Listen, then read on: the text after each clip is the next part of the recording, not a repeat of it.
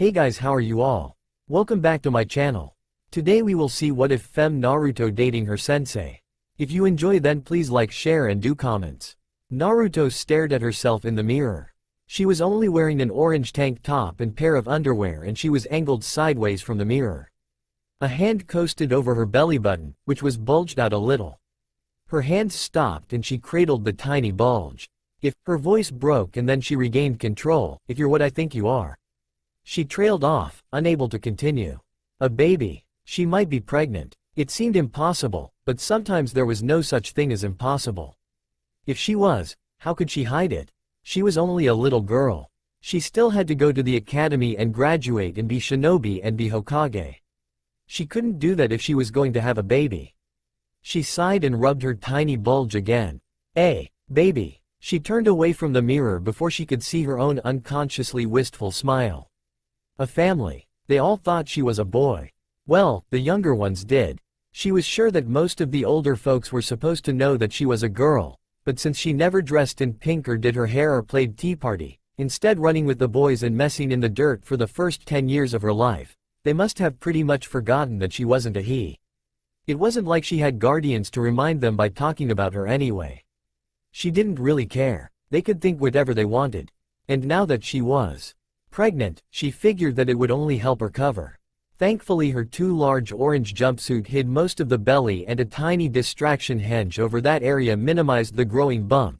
And when she wasn't feeling up to hiding, she just skipped the academy altogether.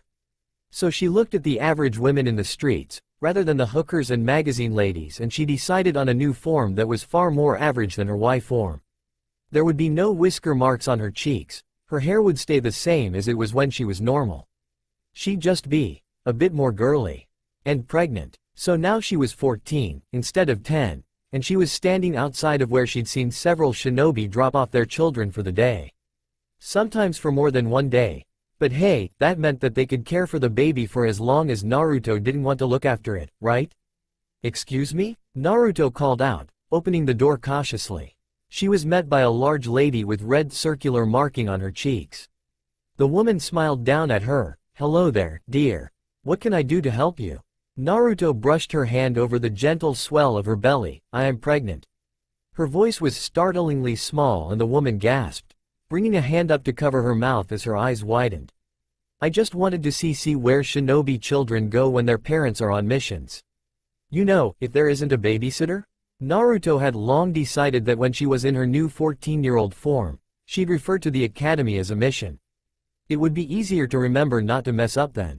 Of course, dear. I'm Akamichi Mito. Mito bowed a little to her, and this is the daycare. Naruto bit her lip as she introduced her new Y form to the woman, Yamamoto Tatsumaki.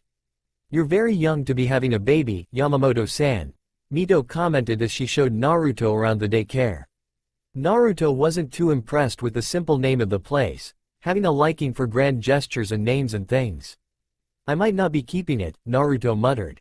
However, young Mito thought she was. Naruto was a lot younger. If the woman thought that 14 was too young, Naruto wondered what she would think if she knew that Naruto was only 10.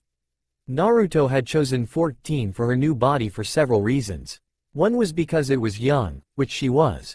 Another was that in her 20s she would be able to merge her new and her real body. No one would comment on the missing or extra years, and then she wouldn't need to be under her jutsu other than covering the markings on her cheeks. And she wouldn't have to be Uzumaki Naruto, either. Naruto didn't like being herself. You might be giving the child up for adoption? Mito asked, curious. Well, as you said, I'm really young. But I sort of wanted to check out my options, you know? So, you babysit for shinobi? Giving the child up wasn't what she had been thinking, but she didn't want to commit to anything. Mito nodded. Most shinobi are either orphans or have small families if they aren't from one of the 7 major clans. She paused and then amended quickly, 6 clans. It's rare that a shinobi will marry, or live with, a civilian who is willing to be the stay-at-home parent. Since children are precious, we have several types of defenses, those of which include seals on all the doors and windows. We have 3 full-time employees and a genin team that is assigned to us for a week at a time. Naruto nodded as she listened, taking in the brightness of the place and the laughter of the children as they played. Not to sound stupid or anything, but do you have shinobi training? Oh yes, dear, I'm Chunin, as are my two other full-time employees. The Genin team comes with their Junin sensei and we have a rotating crew of Junin volunteers who take shifts and act as guards for the children. Naruto thought that was very good. Knowing that your child was protected by Junin volunteers, elite ninja who would give their life for your child, was comforting. She just had to make sure that no one saw through Tatsumaki. That was, if she kept the child. Having a baby was excruciating, Naruto found out, panting in pain and fear, laying on her bed with her legs spread and her hands clenched in her sheets. It was probably only made worse by the fact that she was too young, and too small, to be having a baby and that she was having her baby by herself without a midwife. And she was missing her graduation exam. Stupid baby couldn't wait a few days or have come earlier. No, it had to be born today. That part really galled her. But she knew that she wouldn't be able to hold her Tatsumaki jutsu while pushing a damned baby out, so she was doing it herself. She was used to doing things without help anyway. Another labor pain came and Naruto threw back her head and screamed, thankfully knowing that the soundproofing jutsu on her apartment would hold. She'd tested it before and it had held up to 74 hours of intense noise even while she'd stabbed herself in the hand, testing its integrity when she was in pain. When the labor pain waned, she fervently swore that she would never have another baby. One was more than enough. And damn was she glad that she'd been able to hunt down and kill the manipulative bastard who had gotten her trust and then raped her. He certainly hadn't expected her to get up off the ground a minute after leaving her in the alley and follow him into the red light district and proceed to stab him in the kidneys, cut off his balls, then everything else, then stab him in the neck, letting him bleed to death while she watched with fire in her eyes, still bleeding from the assault. It had been a heady experience to kill, but the sense of vengeance that she'd experienced while doing so had soothed her wounded soul a lot.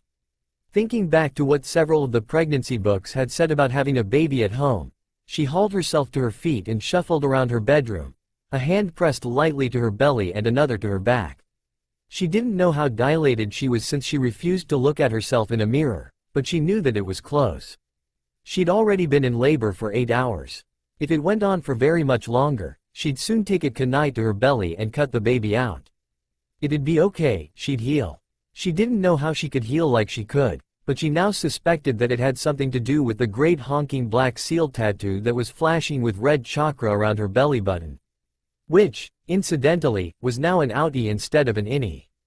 She'd only mildly freaked out when she'd woken up one morning to find that her belly button had popped out. She just hoped that once the baby was out, her belly button would go back to normal. Another cramp started and she hurried as fast as she could over to the collection of blankets that she'd set up sort of like a nest.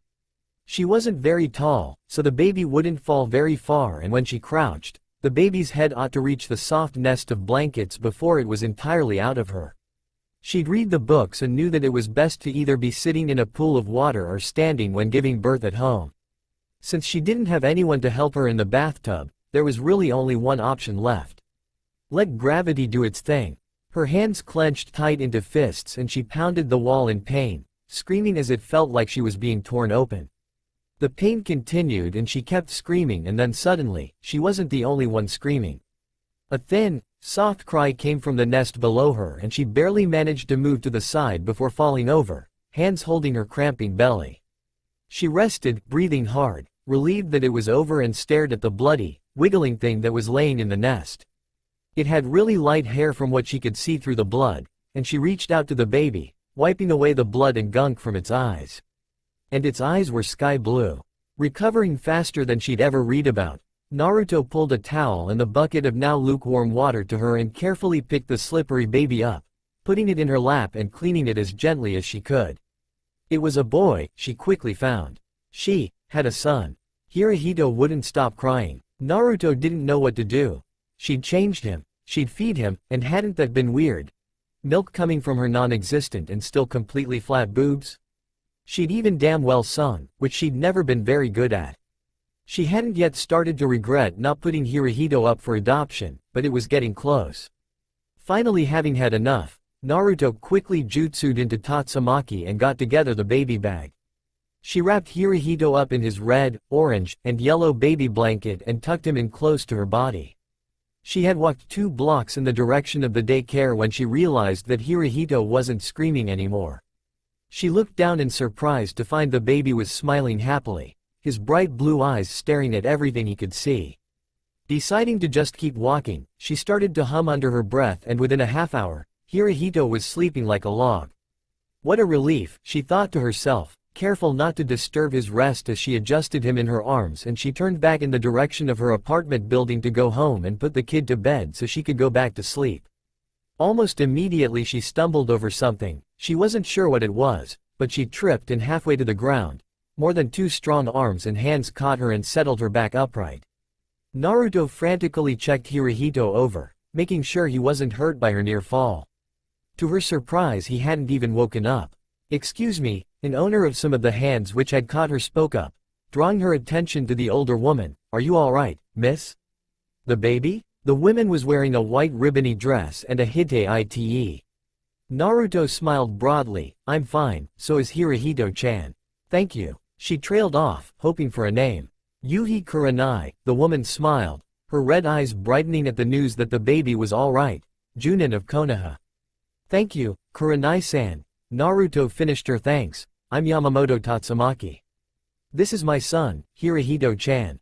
Kurenai looked her over with a stern eye. "Tatsumaki-san, not to be rude, but you're very young to be a mother." "I know," Naruto chuckled low in the back of her throat, faking her humor, "so I've been told."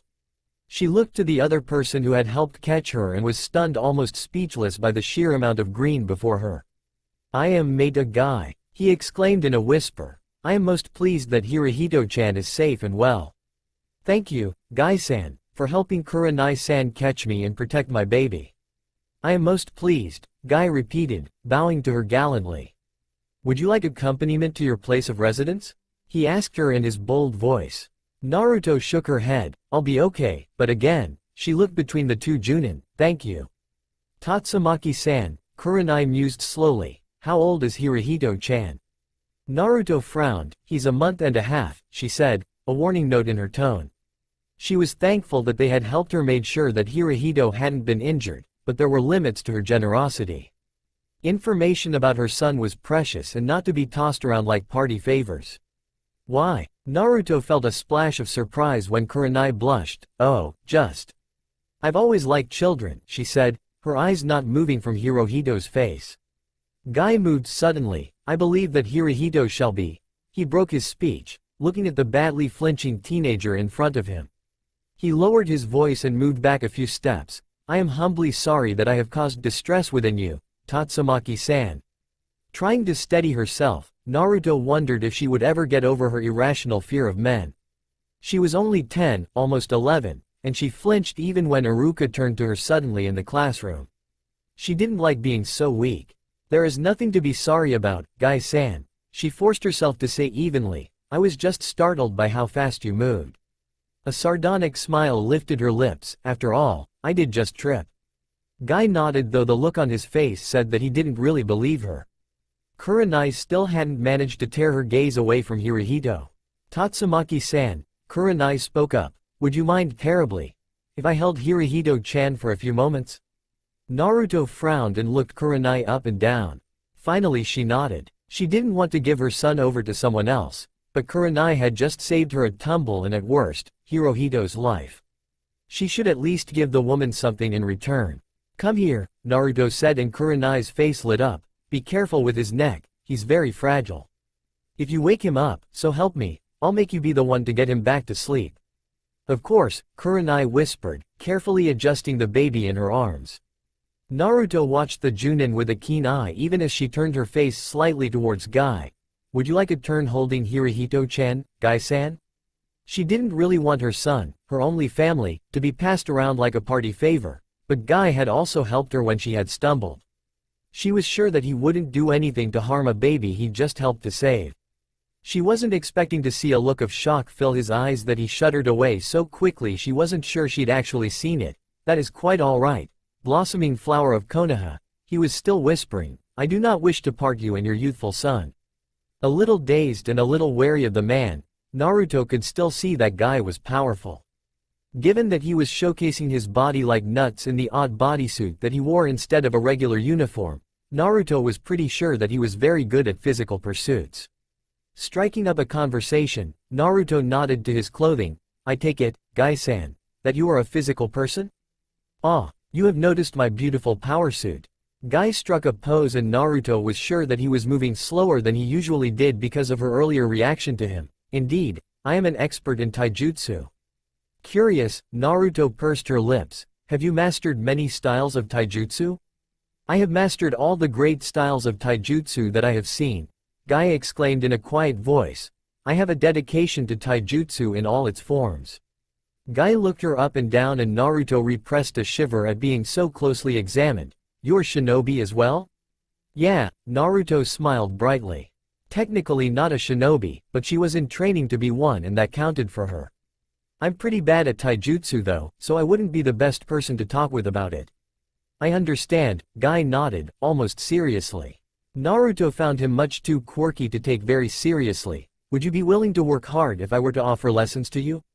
Naruto blinked and then blinked again. What the hell? So because she was someone else, someone not Uzumaki Naruto, she was offered free lessons right off the bat.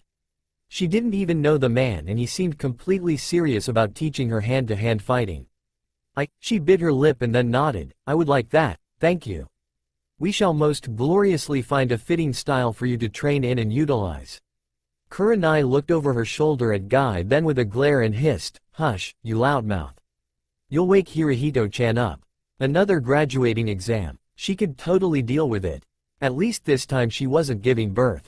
Not that she didn't love Hirohito very much, but really?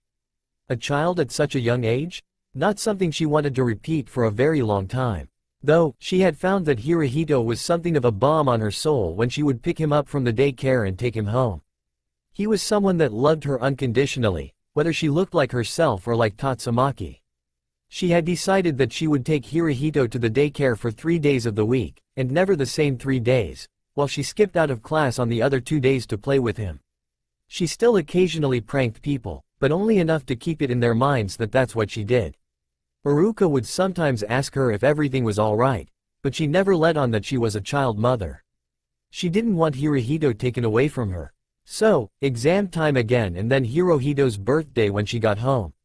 She was pretty excited about that. She was able to barely pass the taijutsu portion of the exam, thanks to her Saturday lessons with Guy. He'd been wholly unimpressed with her taijutsu when she'd shown him what she did know and he had quickly started to correct her stance and understanding of that style of combat. Thankfully he didn't expect her to grow proficient very fast due to the fact that she was an active shinobi and a single mother. At least, he thought she was an active shinobi. She totally bombed the written test though. As she looked over her test, the red splashes of color vibrant and mocking, she wondered if maybe she should have been studying her totally idiotic textbooks instead of using them for target practice. Alright, now we'll be testing ninjutsu, the last portion of the exam. Iruka spoke loudly and clearly from the head of the class. We'll call your name and you will go to the neighboring classroom. There we will randomly ask for you to perform either a bunshin, a kawarimi, or a henge. How well you perform your designated ninjutsu will be marked by 2 teachers and an average grade will be given to you from those marks. After receiving your final mark, the teacher will combine all 3 marks and the average grade for the entire exam will be assigned to you. You will be told after you complete the ninjutsu part of the exam if you have passed or not.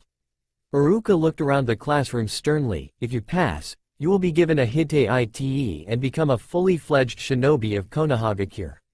If you do not pass, you will not receive a Hite Ite and no amount of begging will change our minds. How hard you work determines if you deserve to serve this village as shinobi or not. Everyone in the classroom was silent. Iruka perked up. We will be calling you alphabetically, starting with the A class. When we have called everyone from all 4 classes, we will continue on to those who signed up to take an early graduation exam.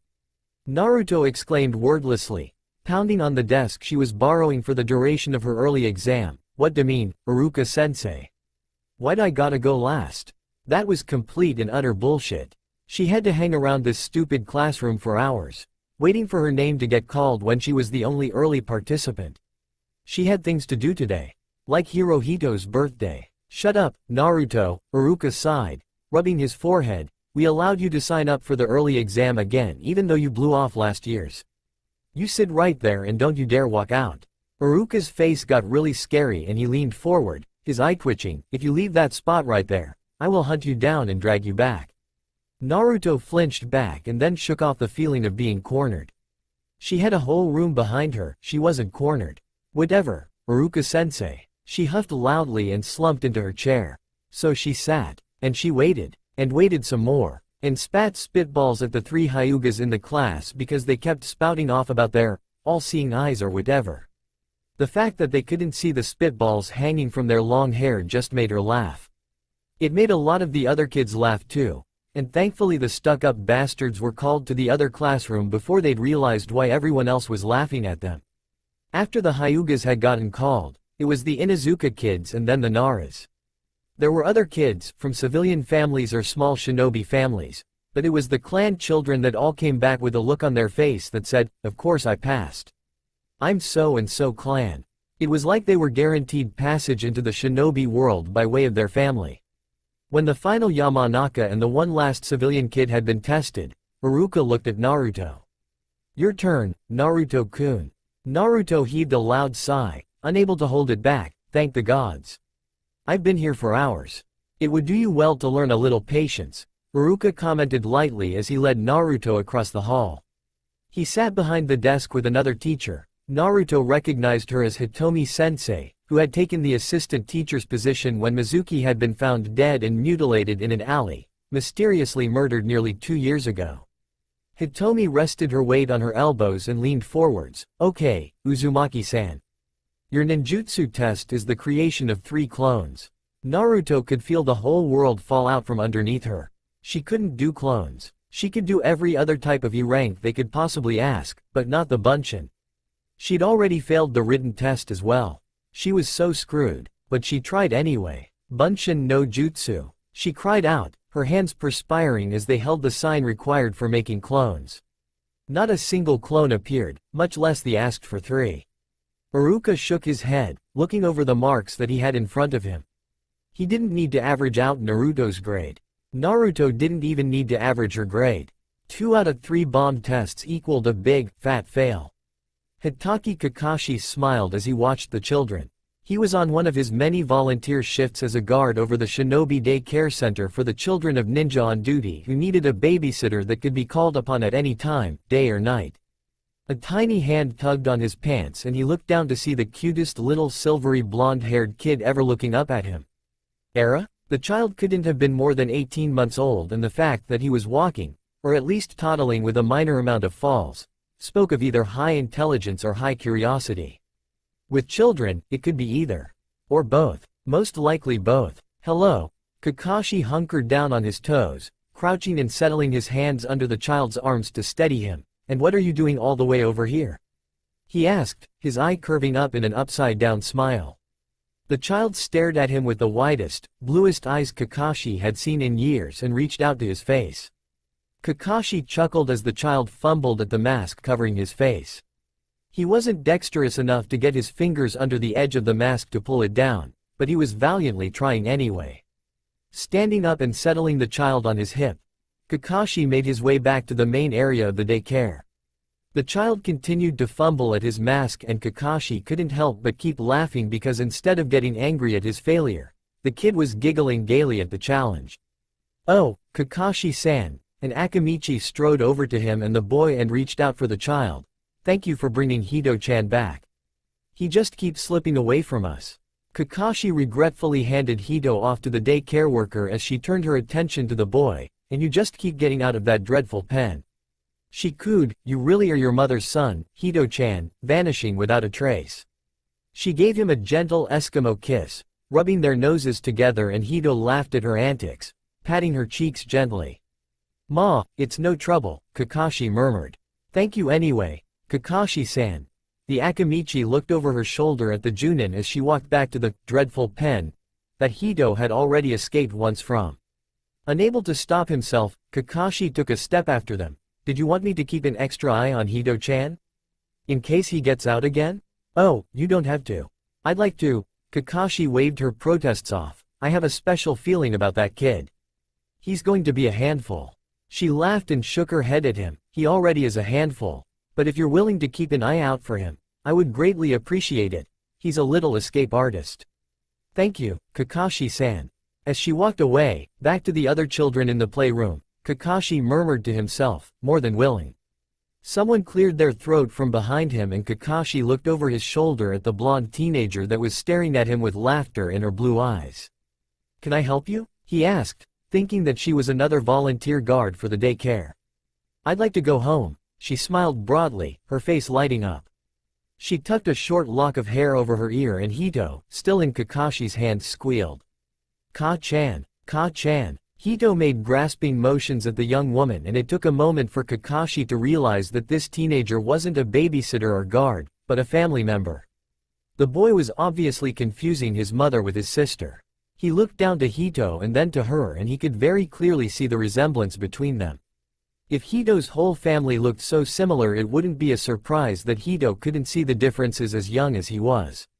I apologize, Kakashi murmured, standing up and cradling the 15-month-old to his chest. I hadn't realized you were Hito-chan's sister. Instead of laughing or waving it off, the blonde frowned. I'm his mother, she said flatly, all humor draining from her.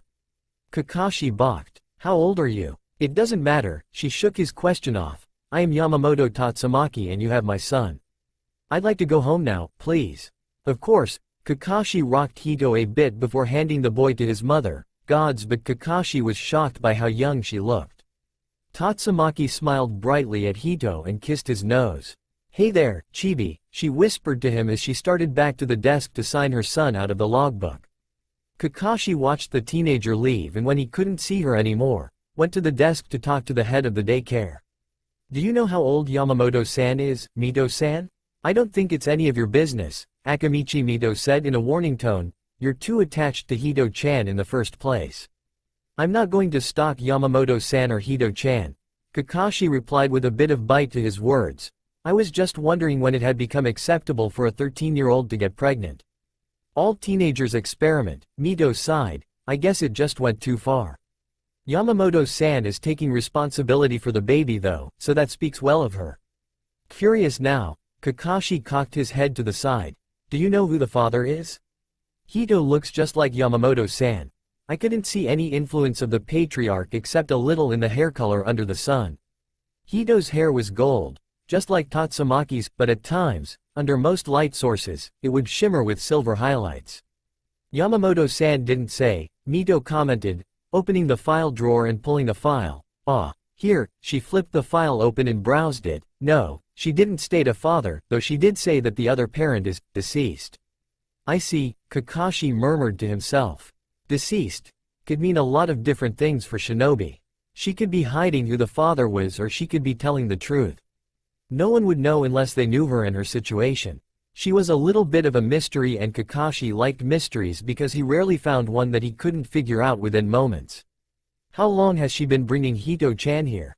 Well, she first started visiting when she was pregnant. Mito looked over the file again. Her file says that she requested to be allowed to observe the daycare to see if it was what she wanted. I remember her from her first visit. Mito put the file down and leaned back in her chair. She mentioned in the beginning that she wasn't sure that she would be keeping the baby, but as you can see, she didn't put Hito-chan up for adoption or give him to the orphanage, so we know what she decided. She was going to give Hito-chan up? Kakashi frowned. She obviously loves him immensely. Why would she be unsure whether she was keeping him or not? Mito shrugged and shook her head. I can't comprehend giving a child up, but perhaps her family was forcing her to get rid of the baby once she refused to abort it. What does the file say about her family? Kakashi asked, his curiosity growing. Who are the emergency contacts? Mito frowned as she read the file. Nothing about her family and as for the contacts. Just her. Mito's voice was confused, as though she didn't know what was going on. I don't understand. We don't allow children into the daycare without two contacts, especially the main contact is an active shinobi. We need someone that can be responsible for the child even if it's a neighbor. Curiouser and curiouser, Kakashi muttered. Mito sighed, I'll have to ask her tomorrow morning for another contact number. If she can't provide one, we'll have to turn her away. Kakashi shot a sharp look at the Akamichi. What are you talking about? Hito-chan's been coming here since before he was born, and just now you're going to refuse to take him in? What is Yamamoto-san supposed to do then? She's shinobi, she has missions. I apologize, Kakashi-san, but under our rules, we need to have 2 contacts for every child. She can go to the orphanage to get another contact number in the most dire of circumstances, but we don't raise children at the daycare, we babysit. Mito was honestly feeling bad about having to tell Tatsumaki that the daycare couldn't take Hito in the morning. Kakashi could see that. Biting his lip, Kakashi looked at Mito with a dark eye. Mito-san, do you trust me? Mito looked at him with wide eyes. Of course, Kakashi-san. Put me down as Hito-chan's second contact, his emergency contact. Kakashi-san, Mito exclaimed, shocked. I'll tell Yamamoto-san tomorrow that I'm her son's emergency contact, and that for now, she can use me. When she finds someone else to use, that's fine, but for now, Kakashi shrugged one shoulder, I like Hito-chan. I wouldn't mind taking responsibility for him for a while if something happens to Yamamoto-san. Mito stared at Kakashi with still wide eyes, but put the file on the desk and got out a pen. She continued to glance up at him while she put his name on the file. Kakashi couldn't help but smile at Mito and wave goodbye as he left. He felt surprisingly alive at the moment. Maybe he would visit Guy and see what game his old friend would challenge him with. So, why did you have Hito so young anyway? Mitarashi Anko swung her feet back and forth as she leaned back on her seat, watching Tatsumaki out of the corner of her eye. She'd been introduced to the young mother by Guy several months ago and had taken an almost instant liking to the blonde and her son. I mean, you're what, 16? That means you got pregnant when you were late 13 or 14 because Hito's almost 2, right? Tatsumaki went very still and blinked slowly. I was very young when I got pregnant, yes.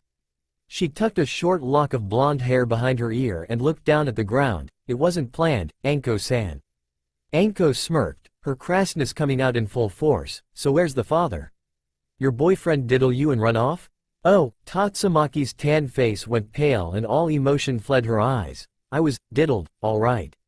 She stood and walked away, never turning back even with Anko calling after her, first in patronization and then worry. Anko watched her young friend walk away and suddenly she realized what had happened to make the boisterous teenager so quiet and shut down. Hirohito was the result of rape. It must have happened on a mission, Anko figured, a little horrified to realize that she had brought up some very bad memories that Tatsumaki had obviously never had the chance to deal with. Anko? Yuhi Kurenai's voice startled Anko and the Tokubetsu Junin turned wide eyes to the Genjutsu expert. You know Tatsumaki-chan, right? Yes, Kurenai drew out slowly, unsure of where Anko was going with her enquiry. Why? You know her son, Hito-chan? He's an adorable kid. Anko bit her lip in indecision before nodding sharply to herself. Tatsumaki got pregnant on a mission. By an enemy shinobi. Kurenai's face blanched, but that means she would have been raped. She wasn't able to say it out loud. Yeah, Anko spat at the ground, furious at both herself for bringing the subject up and at Maki's Junin sensei for not helping the woman when she'd needed it. Her Junin sensei never got her any counseling either. Horrified, Kurenai sat carefully beside Anko. How do you know? I asked her where the father was and she just shut down. Completely. Red eyes wide, Kurenai could feel worry creeping up her spine, raising goosebumps on the back of her neck. Anko? Her voice was harsh and quiet. Do you think Tatsumaki-chan would do anything dangerous in her state of mind? The same horror in Kurenai's mind reflected back to her from Anko's eyes as the hubby shinobi thought hard and fast about what little she knew of her friend. I want to say no, because she has Hito-chan, but I can't. Oh gods, Anko stood up, her body practically vibrating with worry. Do you think? She trailed off and Kurenai stood just as fast as Anko had. Go to the daycare.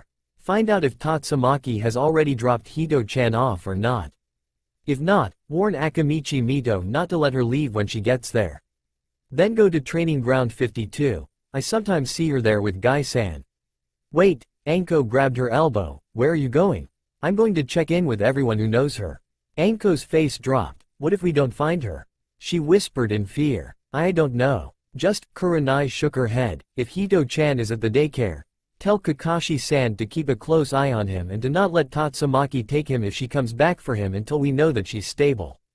Kakashi had listened closely to Anko's warning and to her information as to why it was important that he not let Tatsumaki leave his sight if he saw her.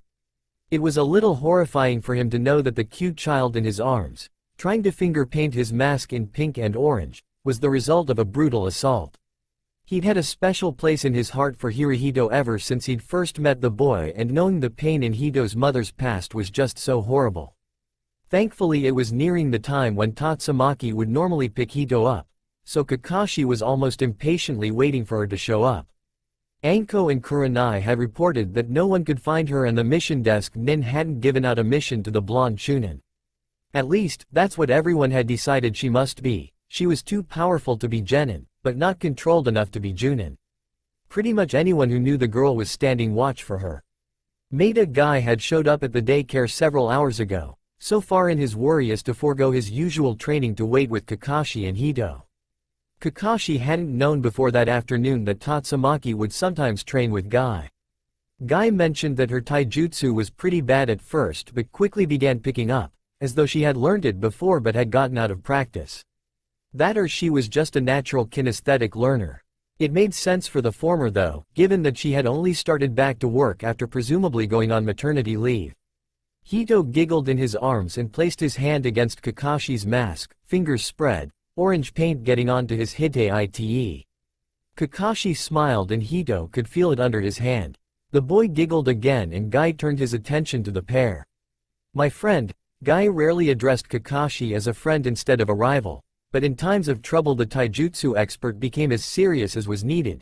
Tatsumaki-san is late. Kakashi tickled Hito's ribs absently, only by 15 minutes, Guy.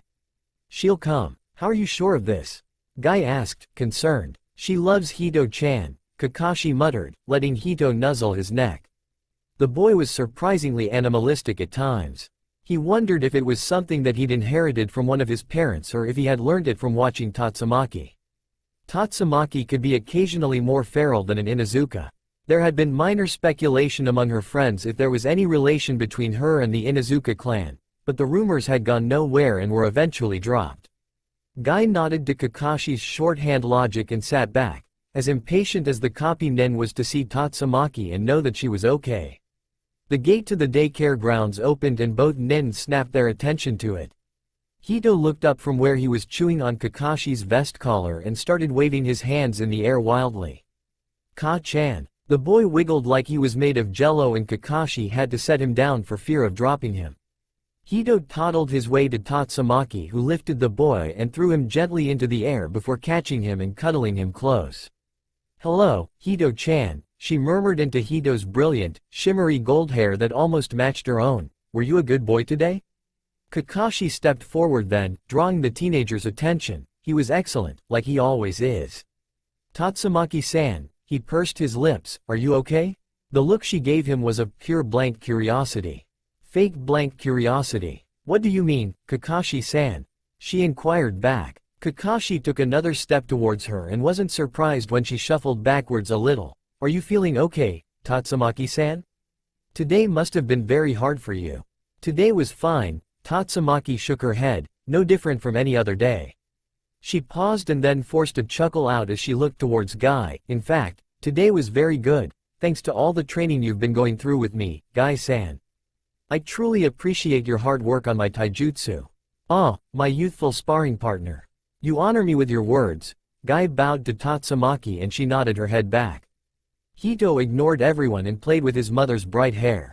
Thank you, Kakashi-san, for watching my son. Tatsumaki smiled brokenly and turned to walk away. Kakashi wasn't about to let her leave though, not when she looked like she was going to shatter into a million pieces. Unthinkingly he reached out and grabbed her shoulder to stop her from leaving the daycare grounds. She trembled under his gloved hand and sucked in a frightened breath. Please, let me go. Kakashi dropped his hand like he'd been touching something burning. I apologize, Tatsumaki-san. She stopped speaking, but turned to face the two Junin, burying her face in her son's hair, refusing to look at them. I would just like to be left alone for a while, Kakashi-san, Guy-san. I've been around people all day, and I haven't had a chance to settle myself. Guy spoke this time, catching on to her meaning as fast as Kakashi had. Which people have you been around today, Tatsumaki-san? We looked for you everywhere and asked everyone who knows you, where you were. A highly unusual frown made its way onto Guy's bold face. We were concerned. No need for you to be concerned, Guy-san. The blonde, Leggy teenager shook her head and busied her hands with straightening her son's clothing. I'm undergoing a long-term mission. I've been working it for almost 5 years and I have about 3 months left to go. She finished with Hito's clothing and then looked a little lost as she muttered, if nothing else goes wrong.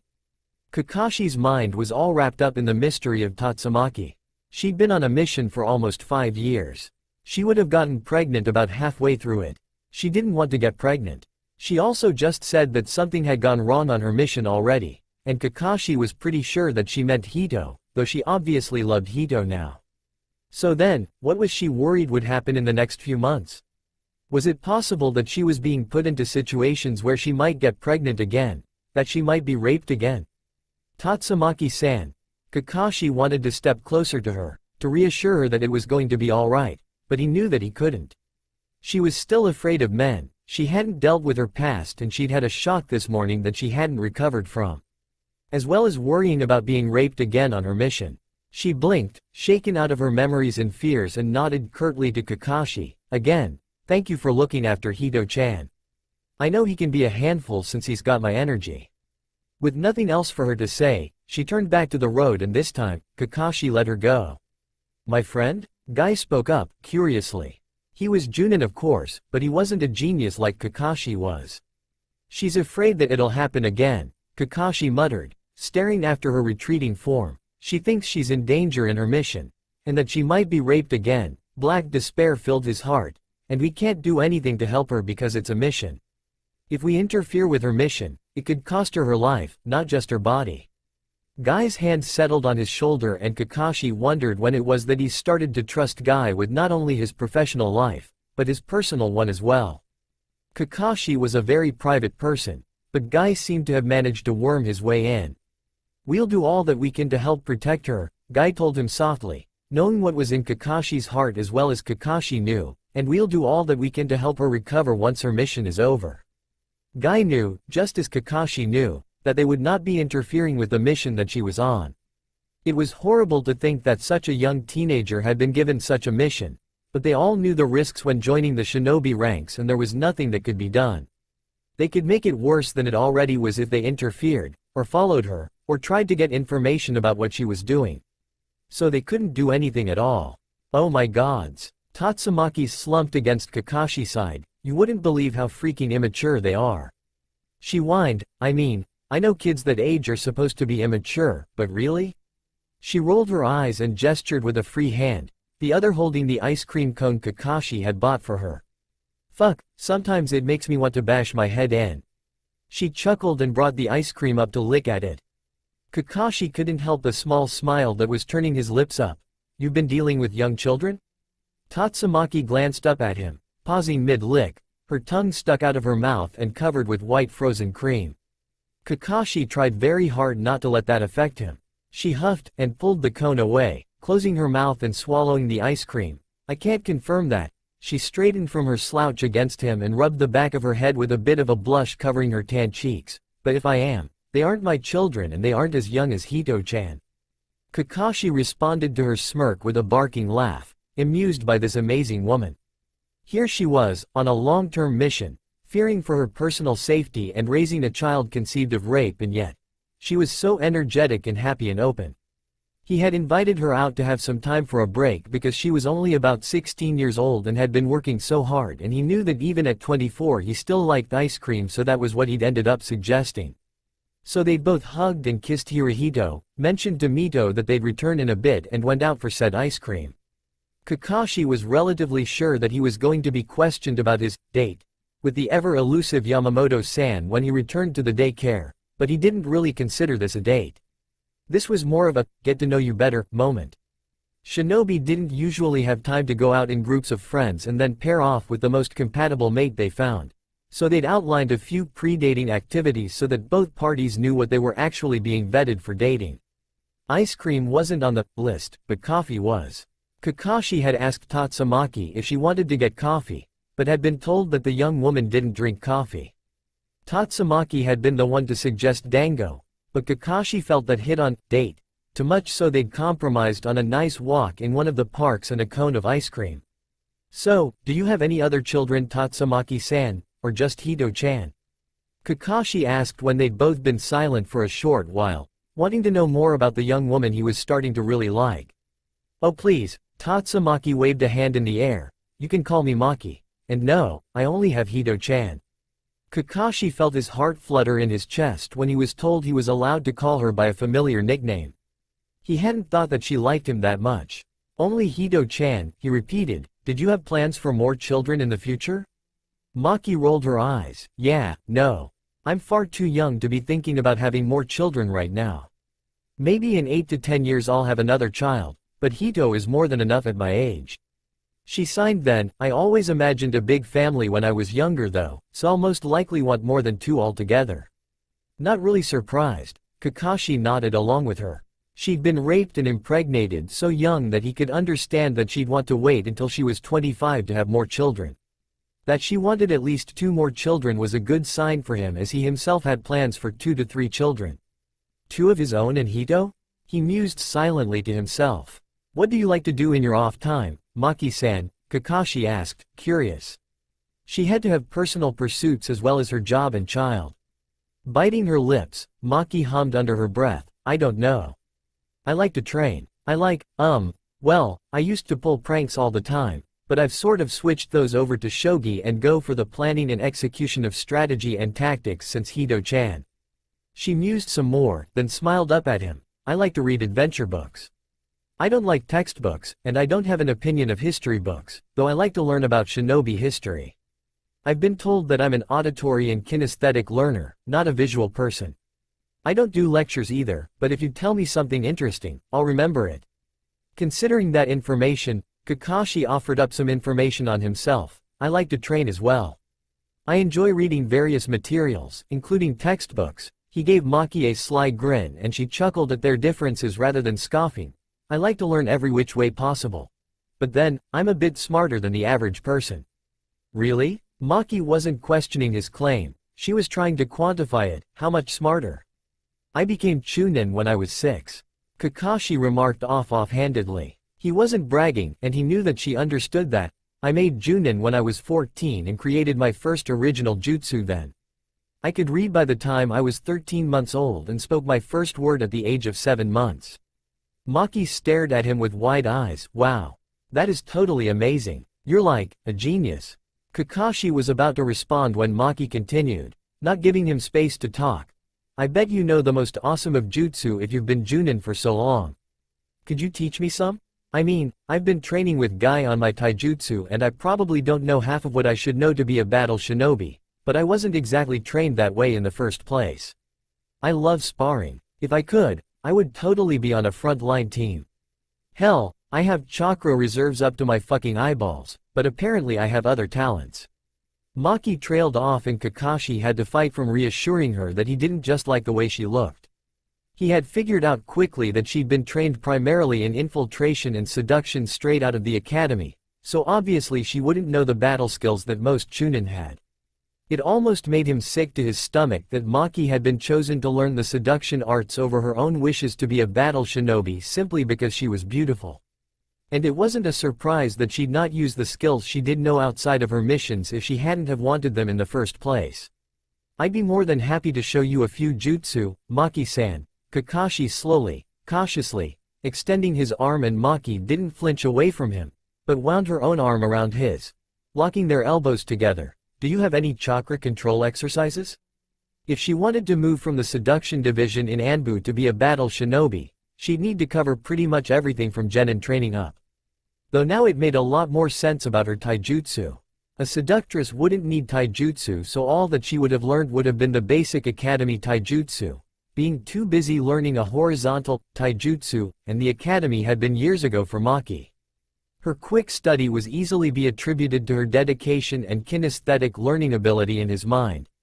"Ah, no?" Maki winced and bit her lip. "I can't make clones, but I can do body switches, transformations, rope escapes, and the cloaked invisibility. I know most E-rank jutsu and a few Ds."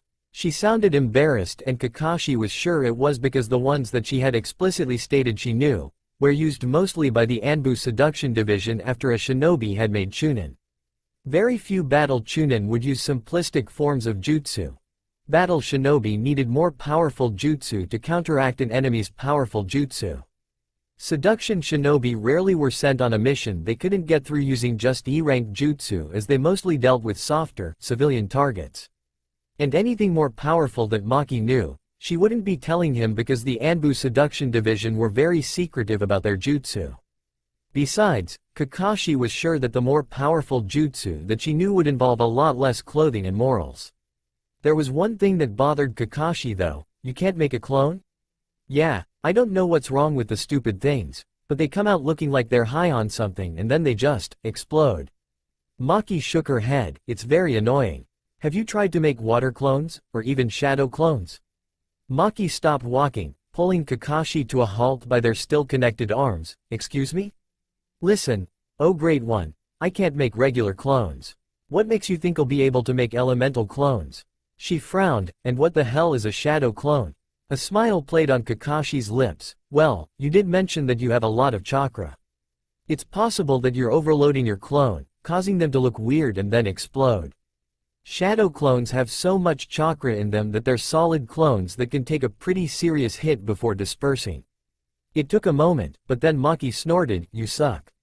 Totally. Kakashi cocked his head in silent question and Maki explained herself. I spent years in the academy, not being able to do a clone, and here you are. You listened to my explanation of what happens and poof. You have an answer. If only you'd hung out around the school. Ah, Kakashi mocked her lightly, but then I could have been mistaken for a stalker. I mean, I'm 10 years older than you.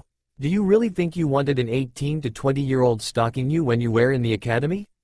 That surely would have affected your ability to concentrate. Maki laughed with him, sing-songingly mocking as well, but I would have been able to do the clone. They continued laughing together for a bit as they finished their cones. A sudden thought occurred to Kakashi and he looked down to the woman who was contentedly hanging onto his arm, looking around the park with interest. So, you haven't asked to see my face, he commented lightly. He'd never before meet someone who hadn't asked within the first 2 days of knowing him. Maki had known him as one of her child's guardians for almost 5 weeks and now they just spent about an hour together and she still hadn't asked, or even looked closely at his face. Maki didn't even look away from where she was watching some of the upcoming graduating class of the academy play/train, racing through the trees. A game of capture the flag at its finest. Don't really care what you look like, she muttered, her emotions dipping for some reason. At least you like me and invite me out to do stuff. Warmth filled Kakashi and he stared at Maki with wonder. She liked him. She didn't care if he was handsome, or cute, or scarred, or that he looked like his father, she just liked him. For him, it was a novel experience for Kakashi. All the enemies Kakashi had, he had because of his reputation. Everyone he considered a friend, even Guy, had wanted to know him in the beginning because of what he was, instead of who he was. Maki liked him for who he was. As they made their way back to the daycare, Kakashi could feel his heart beating heavily with something. Maki liked him. They were met by Hito clinging to the gates of the daycare fence. When the toddler spotted his mother he yelled and clapped with excitement.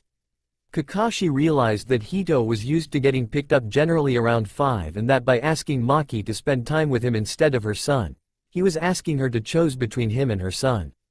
He wouldn't do that again. Next time it would be planned. Next time Hito could come as well. He didn't want to separate Maki from Hito.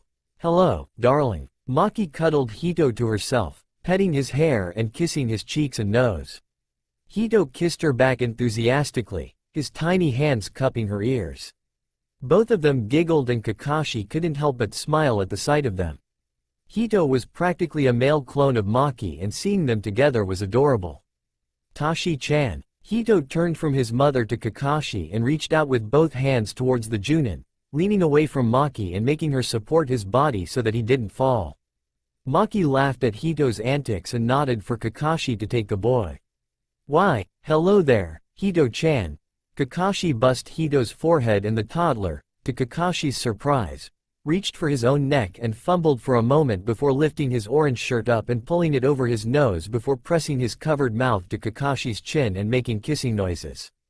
Ah, Maki cooed at them, her hands pressed up against her chin. You guys are so adorable.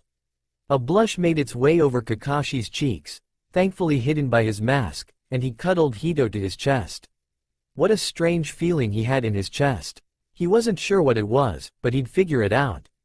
All he knew right now was that he didn't want to give Hito back to Maki so that they could go home. Maki laughed again, this time at his embarrassed silence, and she stepped into his personal space to collect Hito from him. She had to pry the child off of him, but Kakashi wasn't really against the hold Hito had on his vest. "Okay Hito-chan, you have to let Kakashi go now, so you can go home," Kakashi told Hito gently as he helped Maki disengage her son from him, and they chuckled at his grasping hands, Hito not wanting to let go of Kakashi at all. Once Hito was safely in Maki's arms, Kakashi paused for a moment, then leaned down and kissed the top of Hito's head, and Maki's, before backing away. "Have a safe trip home," he said quietly. Maki smiled at him softly and nodded, "You too, Kakashi." And then she turned and left with Hito hanging himself over her shoulder, waving goodbye frantically to the Junin. Someone poked his side and Kakashi was surprised to realize that someone had snuck up on him. "So you're dating Yamamoto-san?" Akamichi Mito cooed, "She's been alone for so long. I think you'll do each other well." Kakashi lifted a hand, backing away, "Not dating, Mito-san. We just went for a walk." Mito eyeballed him, "You had ice cream," she said it like it was hard evidence of something, "and Hito-chan likes you too." "Mito-san," Kakashi started only to be interrupted. "Of course, Hito-chan likes everyone, but he never emulates anyone but his mother." "That means that he wants to be like you," Mito told him sternly, "and that means that you have to step up and be a man." "Of course, Mito-san." Kakashi bowed his head to her and flickered away, hoping to get away without her following him. He couldn't help but think about what she had told him though.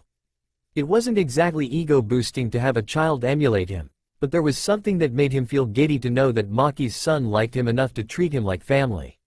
He wondered what Maki thought of her son copying him. He hoped she was okay with it. Anko stared. Hito stared back. Anko leaned in a little, raising an eyebrow. Hito blinked innocently. "Fine, you win." Anko threw up her arms and slumped back in her seat, pushing the last ball of dango over to the kid. If there was one thing she liked about babysitting, it was that she could fill the kid up with candy and sugar and send him home. Guy watched them in loud amusement. "I see that Tatsumaki-san has allowed you to watch over her son for her." The man bounced on the balls of his feet and Hito turned to stare at him. Guy gave the baby a huge grin and Hito giggled, reaching out for the shiny teeth that had caught his attention. Kid's just like his mom. Gods, always distracted by shiny stuff. Anko pulled a senbon from her weapons pouch and waved it in front of Hito's face. Hito's eyes latched onto it immediately. "So what are you doing here, Guy-san?" "I was only just on my way home from an extensive taijutsu practice with my youthful genin team when I saw you and Hito-chan having a glorious moment of rest, and I just had to come over and youthfully greet you on this beautiful day. Also, I am curiously wondering where Tatsumaki-chan and Kakashi-san are, as they usually have Hito-chan with them when it is after 5 o'clock. Anko kept one eye on the boy as she spoke with Guy. Tatsumaki-chan said something about a date and Kakashi was trying to get her to let Hito-chan come with them, but Tatsumaki insisted that Hito didn't have to go with them every single time. "Oh?" Guy blinked. "How long has my eternal rival been dating Tatsumaki-chan?" Hito grabbed the dancing senbon from Anko's hands and plopped himself down on the counter of the dango store, happily playing with it. Anko was mildly concerned until she remembered that Hito was Tatsumaki and Kakashi's son. She was sure that both of his parents had taught him not to play with sharp objects. Obviously he was keeping his hands away from the ends of the senbon. She cooed at the pretty, weapons-entranced baby before turning back to Guy. "I don't know, but you know that Hito is Kakashi's, right?" Guy blinked at the Tokubetsu Junin for a moment before he leaned in and spoke in the quietest voice she'd ever heard from the man. "You have realized that Tatsumaki-chan was only just 14 when she became pregnant, correct?" "Oh, Pshaw." Anko waved her hand at the green beast of Konoha. "Obviously I know that. I was the one that figured out how she got pregnant. I meant that Kakashi's in love with Tatsumaki-chan and he wants to adopt Hito when they get married." There was almost an audible snap when Guy straightened in a startled movement. "They're to be gloriously wed?" Anko nodded, checking on Hito only to see that he was perfectly fine. Well, the baby was fine. The senbon had managed to find its way to the back wall of the dango hut, pinning one of the cook's large white hats to the wall. Hito was clapping and pointing enthusiastically, and Anko was sure that even if Kakashi wasn't the biological father, Hito still took after him. Who else but Kakashi's kid would have such aim, so young after all? I dunno if Kakashi's asked her yet, but he will. He's head over heels. Hey, whoa there, darlin'. A fellow Tokubetsu Junin stopped walking past them and hurried back. Did you just say that Hitaki Kakashi is in love? Anko gave Hito another senbon, this time watching him to see how he threw it. Yeah, Genma, I said Kakashi is in love. Genma leaned on the counter, looking at her and Guy intently. With who? He sounded vaguely incredulous, and Anko laughed when Hito threw his second senbon and hit the hat that was pinned to the wall again. The toddler turned to Anko and held out his hand. Another one, please Anko ba-chan. Genma looked to the toddler in surprise and then did a double take. Hito reached for the senbon that was in his mouth, shiny. Whoa there, little guy. Genma leaned his head back, rolling the senbon to the other side of his mouth, out of reach, and Hito crossed his arms, pouting. So, Anko-san. Whose kid? Anko laughed a little evilly. This is Yamamoto Hirohito. Genma gave her a blank look. Tatsumaki's kid. The girl that Kakashi is in love with. Genma looked from the toddler to the wall with the two senbon in it to the toddler again. Kakashi-san's aim? His or Tatsumaki-chan's? Anko shrugged.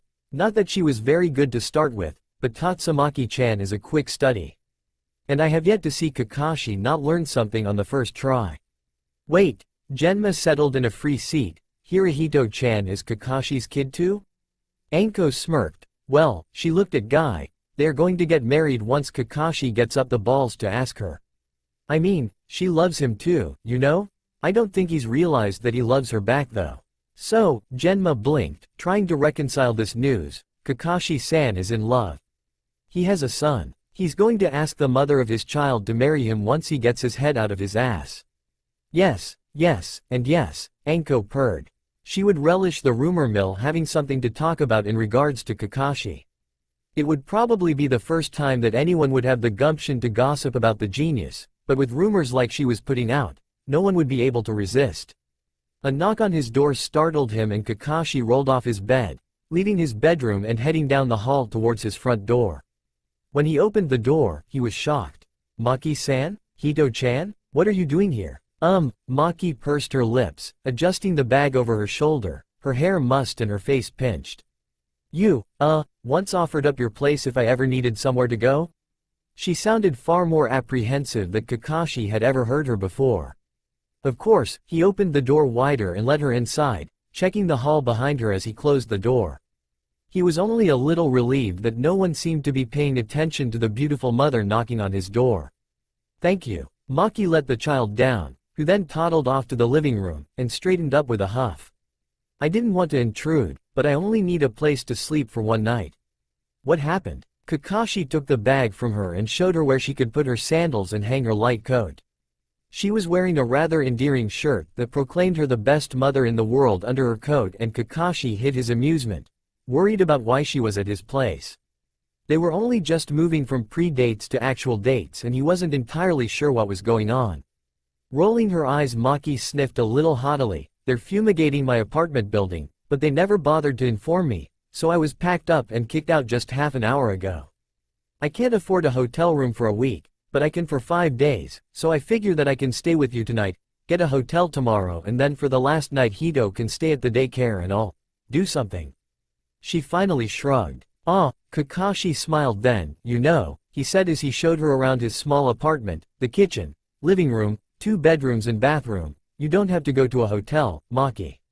You can crash here all week if you need a place to stay. He didn't really want her doing something on the last night that she didn't have plans for. Whether she was sleeping in a tree or in someone's bed that she conned herself into, he didn't want her to have to do it. I don't want to intrude, Maki sighed as she settled on his couch with him, watching her son. I'm sure you weren't expecting 2 totally uninvited guests for one night, never mind a week. It's not a problem. Kakashi was about to push it until his brain actually kicked into gear and he remembered that she'd had bad experiences with men and he didn't want to make her uncomfortable. Hito toddled over to his bookshelf and Kakashi looked to Maki. Can he read? It wasn't as stupid a question as most would think because he had been able to read when he was 2. Not yet, Maki smiled softly at the golden boy as he pulled out the brightly colored books, but if you have the Icha special editions with pictures and let him open them up, I'll hurt you. Kakashi sighed in relief and sat back, a bit more comfortable. He smiled broadly. I keep those editions in my room, he told Maki with humor, and she chuckled. Yeah, I was pretty sure you'd have the illustrated copy. She looked at him slyly out of the corner of her eyes. You seem childish like that. Kakashi couldn't withhold a burst of laughter that didn't even startle Hito as he continued to pull books from the shelves. Maki laughed with him and they settled down. A feeling of contentment bubbled up inside and Kakashi had to push it aside because he didn't want to act outside of what Maki's expectations of him were. They were at a fragile place in their relationship and Kakashi wasn't sure where Maki wanted to go with it. Would you like some tea? He asked quietly, gesturing to the kitchen. I have peppermint and sencha green. Maki sighed, tired. Peppermint would be nice. Does it have a lot of caffeine? Caffeine-free, Kakashi said over his shoulder as he pulled the old tea kettle from the cupboard and filled it. I usually have tea before bed and I certainly don't need something with caffeine after a hard day. He might have to go out and buy a proper tea set if Maki liked to have tea often. It didn't feel right to make Maki drink tea out of his old kettle and a battered coffee cup. So true, Maki moaned and stretched out on the couch. Kakashi set the water to boil and leaned back against the counter, just watching her.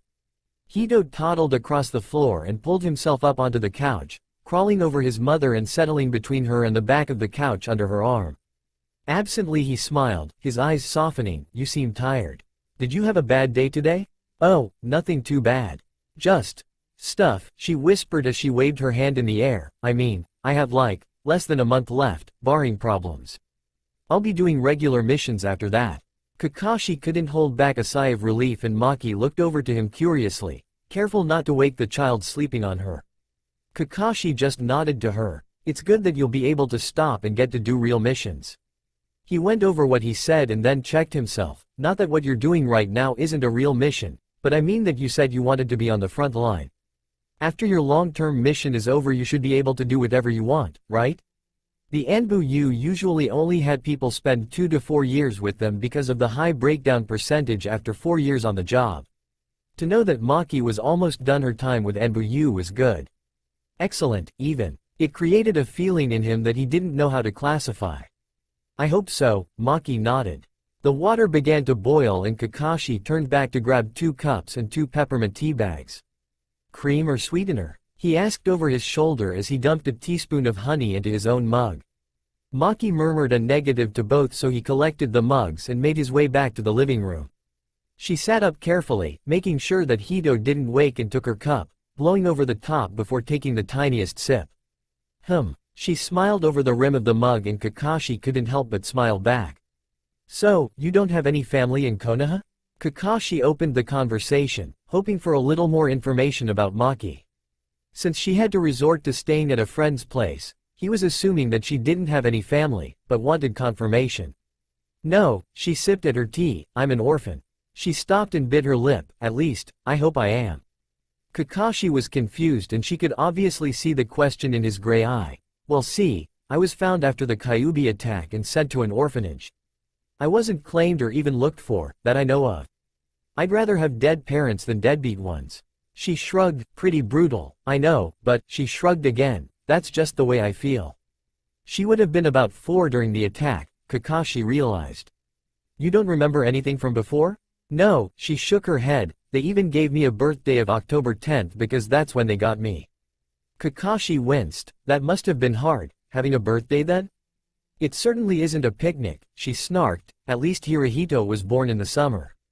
When is Hito's birthday? Kakashi leaned back in his chair, watching Maki pet Hito's gold hair gently. The young woman smiled softly at her son, 4 weeks. Almost to the day 25th of June.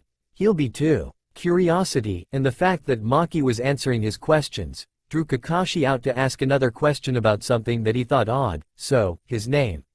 Kakashi smirked, pretty epic? Maki chucked under her breath, I like epic. She smirked back and Kakashi rolled his eyes a little. Besides, you only get to name a child once. I thought I'd go all out. What were your other choices? Maki blushed suddenly and Kakashi perked up. This ought to be good. I had thought about Hiruzen, after the Sandame, or Hashirama for the Shodan. Her blush deepened, and I don't know why I'm telling you this, but I had thought about Tsukumo as well. Kakashi coughed, startled. It felt like Guy had punched him in the face unexpectedly. Tsukumo? Yeah, I told you that I like learning shinobi history as long as it's not from textbooks, and I heard your father's story when I was younger from someone who had known him. I think Hitaki Tsukumo was a great man. I would have been proud to name my son Tsukumo.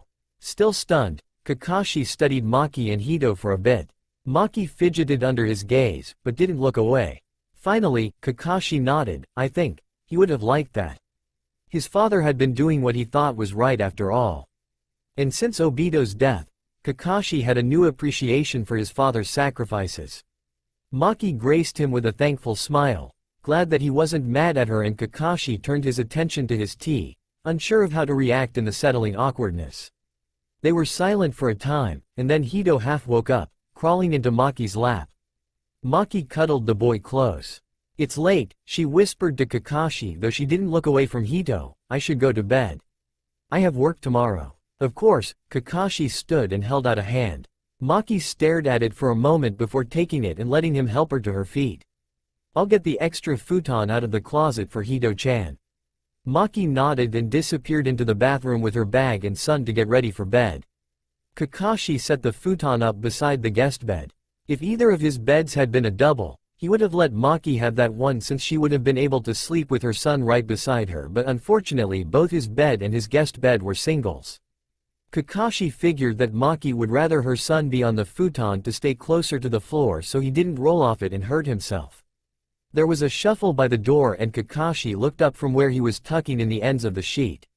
The sight of Maki standing in the doorway wearing what he guessed to be only a long t-shirt and a pair of panties while holding her son in his PJs practically stopped his brain. He would have reacted if he hadn't had a lot of experience keeping his mind in a tight situation. I changed the sheets and got an extra blanket for both of you. I apologize, but sometimes it gets cold in the apartment at night. Thank you, Maki murmured, watching him like a hawk. He stood and went to the edge of the room. Maki blinked and shook herself before entering the room, carefully leaving lots of space between them as she settled Hito under the covers of the futon and kissing his forehead. She turned to look at him as he walked calmly to the door and stepped outside of the room. Have a good night, Maki-chan, Kakashi said softly before closing the door in his own face and going to his room. He closed his own door and spun, slumping against the door and looking up at the ceiling, biting his lip. Oh dear gods, what are you doing to me? He muttered before shaking the feeling off and changing into a pair of sweats and going to bed himself. He debated for a moment of sleeping with his mask on, nothing he hadn't done before on missions, before shaking his head and taking the material off his face. He was at home, he didn't need to hide. And if Maki or Hito saw his face in the morning, he was strangely okay with that. Whimpers from Maki's room woke him in the middle of the night. Maki and Hito had been sleeping in his apartment for 5 days now, and Kakashi had gotten used to midnight toddler wake-ups, but the whimpers he could hear now weren't Hito's. They were coming from Maki. Moving carefully, Kakashi made his way to Maki's door and knocked lightly enough that Maki should hear it, but that it wouldn't wake Hito. No, please him. Maki's voice was low and pain-filled, and Kakashi couldn't stop himself from opening the door to look in on the young woman. Maki-chan? He called softly, hoping not startle or scare her. She moaned in pain again and tossed on the bed, half fighting an invisible foe in her sleep. No.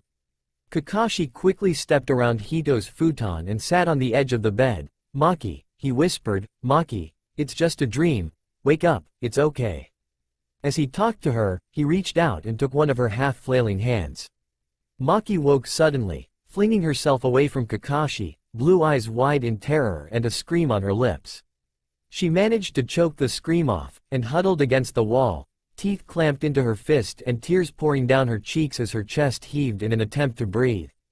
Keeping himself very still, Kakashi waited for Maki to calm enough to realize that he wasn't following her. When the sheer terror left her eyes and she was able to look away from his dark figure to search the rest of the room for any other danger, Kakashi allowed himself to relax a little. Maki? However much her would have liked to add "chan" to her name like he had been for the past few days, Kakashi knew that he couldn't. Do you know where you are? She looked back to him wildly, her entire body shivering and jerking as though she were keeping herself from running. "No?" she finally whispered, blinking frantically. Kakashi felt his heart clench and he opened his mouth to tell her where she was when she shook her head and spoke again, "Yes." "Kakashi?" She sounded confused and scared, but calming. Relief flooded through Kakashi as he responded, "Yes, I'm Kakashi. You know that you're at my apartment? Hi?" She painfully started to untense, her limbs slowly stretching out from her huddled fetal position. I had to go somewhere because they did something to my building." As she recounted to herself how she had ended up in a man's house, Kakashi watched her with a concerned eye. Her reaction to her dream, her nightmare, and her reaction to him was extreme. He wondered with horror just what kind of long-term seduction mission she was on. Was the mark abusive? Had she been raped more than once? Had she been raped outside of her mission? Why hadn't the Corps made sure she could deal with this kind of stuff? Or, maybe she needed to be like this for the mission. That was a horrible thought and he pushed it from his mind, refusing to think that again. Konoha wasn't like that. He wondered just how much longer she could do what she was doing. She only had 3 weeks left, and wasn't that odd that her mission would end on her son's birthday. But she'd been doing this, whatever it was, for 5 years already. "How are you feeling?" Kakashi asked softly, hoping that she had calmed significantly. She blinked several times and came away from the wall slowly, "Better."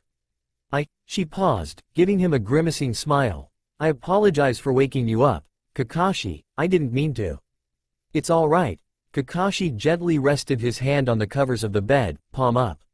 Maki stared at it for a long moment before cautiously resting her small hand in his. "Can you tell me what you dreamt of?" She blanched and glanced quickly to her son before looking back at him, lips pursed. "A bad experience," she muttered, curling her knees up to her chest, wrapping her free hand around her legs, hugging them close. Kakashi nodded, sympathetic with understanding as she rested her head on her knees and stared at him. "I understand." He did. He understood that she's had a nightmare about her assault, that she'd had a nightmare about being powerless and unable to escape. That was one of the reasons that even though her hand was in his, he hadn't closed his fingers around her hand in a trapping movement. He wanted to her know that he would never trap or control her. She slowly withdrew her hand in his and though the action made his heart heavy, he didn't stop her. "Is Hito-chan still asleep?" She whispered softly and Kakashi checked over his shoulder to the toddler still sleeping peacefully. "Yes, he's fine." When he turned back to Maki, she had already crawled under the bed's covers, pulling the blanket to her chin, holding the edges of the duvet in a hold so tight that her fingers were a little white. "Would you like me to go?" he asked gently, not wanting to scare her more than he already had. Maki hunched her shoulders under the blanket and then nodded, shame in her eyes. "Please?" Of course. Kakashi leaned away and when he stood up, he took a simultaneous step away from the bed, knowing that Maki would be more comfortable if he wasn't looming over her. "If you need anything, I'll be in my room, okay?" Nodding miserably, Maki managed a short wave to him before he closed the door behind him. As he settled back into bed, knowing for a fact that he wouldn't be able to go back to sleep but not feeling like reading or staring at the wall for a few hours before the sun dawned, Kakashi realized something important.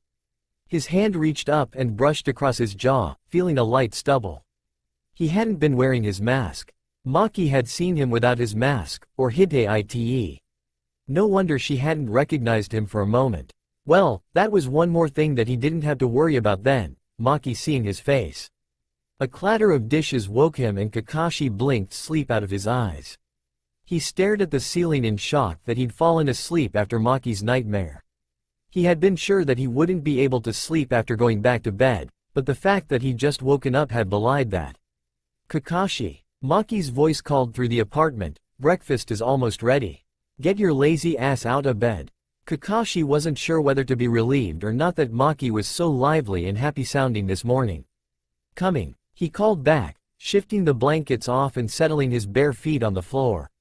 He was worried that Maki was pushing the trauma away in the light of day, but she was always so alive that he wasn't sure if the nightmare had been a one-off because she'd been sleeping in his apartment for so long or something that she regularly dealt with.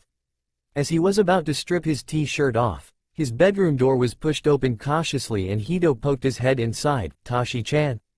Kakashi couldn't help but smile at Hito, no matter how conflicted he felt at the moment. "Good morning, Hito-chan." He dropped the edges of his shirt back down over his stomach, thinking that the best course of action would be to just go about his morning in his t-shirt and sweatpants until his company had left for the day. Tashi-chan. Hito pushed the door the rest of the way open and toddled his way to the bed, clinging tight to Kakashi's legs. He started to babble wildly and Kakashi's smile widened. He stood up and swung Hito into his arms, settling the boy on his hip.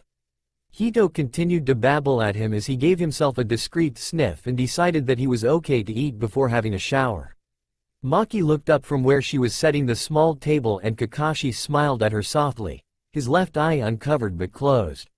She smiled back and went back to what she had been doing without a single pause to study his uncovered face. "So, ready for the weekend, Kakashi?" she asked brightly, going to the oven and pulling it open. The smell of apples and cinnamon filled the air and Kakashi took an appreciative sniff of the air, most definitely. "Is that apple coffee cake?" he asked as he set Hito in the baby seat that Maki had clamped to the table. With a bright laugh, Maki nodded, "It is. I know that you like apples and I wanted to make something special this morning." She set the dish on the hot pad on the table and Kakashi leaned over to look at the golden brown breakfast cake with a wide eye. "Gods, that smells delicious." Their breakfast was loud and full of laughter. Kakashi volunteered to do the dishes since Maki had made the food and so while he did that, Maki cleaned both herself and her son up, getting ready for the day. Kakashi was lounging against the counter with a steaming cup of coffee in hand when Maki emerged from the hall, Hito in tow.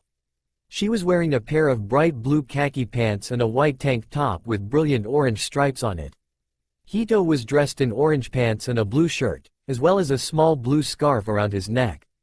Hito caught sight of Kakashi and giggled, pulling free of his mother's hold and running to Kakashi. He careened into Kakashi's legs and the Junin crouched to steady him. Hito giggled again and pulled at the scarf at his neck, thrusting it up over his face and covering his nose. Maki laughed at the humorous look Kakashi graced her with. "Ma, so you want to be like me?" Kakashi asked the little boy and Hito nodded, his blue-covered cheeks pushing his eyes closed with his wide smile. "Well, I don't think I mind, and given that your mother is the one that gave you this," Kakashi stroked Hito's cheek gently, indicating the scarf even as he adjusted it so that it matched the way his own rested on his face, "I don't think she minds either." There was a particular feeling fluttering in his stomach and he'd felt it before, but he still hadn't figured out exactly what it meant so far. Hito babbled some more before Maki stepped forward and Kakashi passed the toddler back. They shared a look, though it was more like an eye roll, when Hito bawled loudly for a moment before quickly getting over being taken from his favorite silver-haired nen. "When will you get back?" Kakashi asked with contentment in his body language and voice as Maki slipped on a pair of blue nondescript ninja sandals. "After lunch I think." Maki swept her ruffled bangs from her eyes. "I was going to take Hito to the park and then I thought we could have lunch with Kurenai. She likes to play with Hito." Maki smirked. "I think she wants a kid of her own, actually. Anyway, so after lunch I'm going to do a little shopping, mostly grocery to replenish your stores." Kakashi looked over his shoulder when she paused, eyeballing his kitchen. He had no doubt that he had very few food items left since he'd been feeding 3 people instead of 1 for a week. "Exactly," she laughed when he redirected his gaze to her, "I'll come home after that." "Sounds like a good plan." Kakashi followed her to the door and waved goodbye to her as she bounced down the hall, waving back over her shoulder. The moment she had vanished down the stairs, Kakashi felt a presence beside him and he slipped a genjutsu mask over his face before turning to see Sarutobi Asuma, one of his fellow Junin, staring at him in shock. "Asuma?" he asked, wondering what was wrong. Was that kid wearing your mask?" Asuma asked, blinking slowly. Kakashi raised an eyebrow. "He was wearing a mask, yes." "Oh my gods." Asuma's blinking sped up. I hadn't realized that you'd procreated already." The broader and taller man reached into his pocket and pulled out his pack of cigarettes, though she looked pretty young, Kakashi. It took a moment for Kakashi to break through his confusion and disbelief. "Hito-chan isn't mine, Asuma. And Maki-chan is." How was he supposed to explain his complicated relationship with Maki to Asuma when he didn't even know how to explain it to himself? Asuma cocked his head, lighting the cigarette. "Maki-chan is." Kakashi snarled and then stopped, stepping back a bit. Asuma stared incredulously at him, cigarette hanging limply off his lips. Did you just growl at me? Sorry, Her name is Tatsumaki. Don't call her Chan. Kakashi ran a hand through his mussed hair, leaning against the doorframe. Damn it. There was a laugh and Kakashi shot a questioning glance to the Sarutobi. Asuma smirked widely. You got it bad, don't you? I enjoy her company. Kakashi drawled out, unsure of where this was going. And if you saw her with another man? Killing intent rose, sudden and unbidden. I'd rip him apart. Kakashi snarled again, thinking of the nightmare that Maki had suffered through just last night. Thinking of how scared she had been of a man even being in the same room with her. Asuma backed up, lifting his hands defensively. Whoa, calm down, Kakashi, I wasn't about to make a move on your woman. Rational thought reinserted itself in Kakashi's mind and he bowed his head. It's complicated, he finally told Asuma, feeling weary without a reason. It felt very strange. Asuma frowned heavily and gestured to Kakashi's door. You want to talk about it? I won't betray her confidences, Kakashi warned the bearded man, leading him into his apartment. Asuma nodded, slipping his sandals off at the door. Here, Kakashi passed the other man a cup of coffee. Maki-chan made too much for me to drink this morning. She doesn't like coffee. Taking the cup, Asuma sat down at the table and stared at the chair with the booster seat attached to it with open curiosity. So, how long have you known them? I met Hito-chan first, about 6 months ago. He stays at the daycare when Maki-chan is on her mission. Single mom, Asuma murmured to himself, and you noticed Hito out of all the other babies there? Kakashi chuckled, rubbing his face. Hito managed to escape Akamichi Mito's toddler pen. You know the one, with the baby-proof jutsu on it? Asuma rolled his eyes. Yeah, I know that one. And the kid got out? 6 times in an hour, Kakashi muttered. I stood there and watched the little guy do it again and again after he found me the first time. So you're saying that Hito managed to escape the pen 6 times in a row? The same pen that adjusts itself so that all previous methods of escape are closed off? And that he found you? Asuma shook his head in disbelief. Were you hiding? Kakashi shrugged. I wasn't exactly standing out the first time. The copy nin shrugged. It was a couple weeks later when I was actually there when Maki-chan came to pick him up. He laughed at himself. I mistook her for Hito's sister, even though Hito called her Ka-chan. Asuma's gaze on him sharpened. Yeah, I know. Never underestimate children. I just couldn't believe that she was old enough to be his mother. How old is she? Asuma asked, his voice rather quiet. Oh, she's turning 17 in October. Hito will be 2 in just over 2 weeks. Why is she living here? Well, I asked her on a few prees, and I think we've moved from prees to actual dates and I offhandedly offered my apartment as a place she could stay if she ever needed it. Her apartment building is being fumigated this week and they didn't give her any notice, the bastards. Wow, Asuma broke Kakashi's words off. You really like her. I just said that. Kakashi frowned. Asuma took a close look at Kakashi and then his lips twisted up in a stunned smile. Holy shit. What? Kakashi was cautiously curious about what Asuma was thinking and Asuma waved his question off. Oh, no, this? You need to figure this out on your own. Asuma laughed to himself and stood up. It's good that you like Hito-chan too, he mentioned over his shoulder and he put his sandals back on and left Kakashi's apartment. Kakashi stared at the door in confusion before shaking himself out of it and dropping the genjutsu mask. He needed a shower and then he could get dressed and put a real mask on. He didn't feel comfortable without the material rubbing against his face and neck. He would rather not be taking a genin team when his personal life was just starting to come together. He didn't want to watch over 3 completely immature brats as he tried to give them the skills to survive as a shinobi. Taking a genin team also meant that he would have to cut down on the hours he spent volunteering at the daycare. Although, he shouldn't worry about it just yet because the Sandame had been trying to get him to take a genin team for 7 years now and he'd never passed any of them. There was a difference with this team though. Uchiha, Uzumaki. 2 children he didn't want under someone else's watch because he couldn't be sure that someone else would be able to give those 2 children what they needed.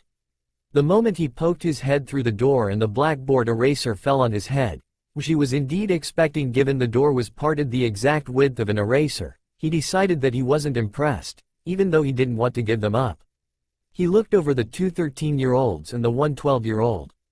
Uchiha Sasuke. Black hair, black eyes, hands folded under his chin in a controlled manner. Haruno Sakura. Pink hair, green eyes, shivering in terror at him that he hasn't earned yet. Uzumaki Naruto. Blonde hair, blue eyes, laughing. But only for a moment. The second they locked eyes, Uzumaki stopped laughing and Kakashi's mind was drawn to the woman he's dating.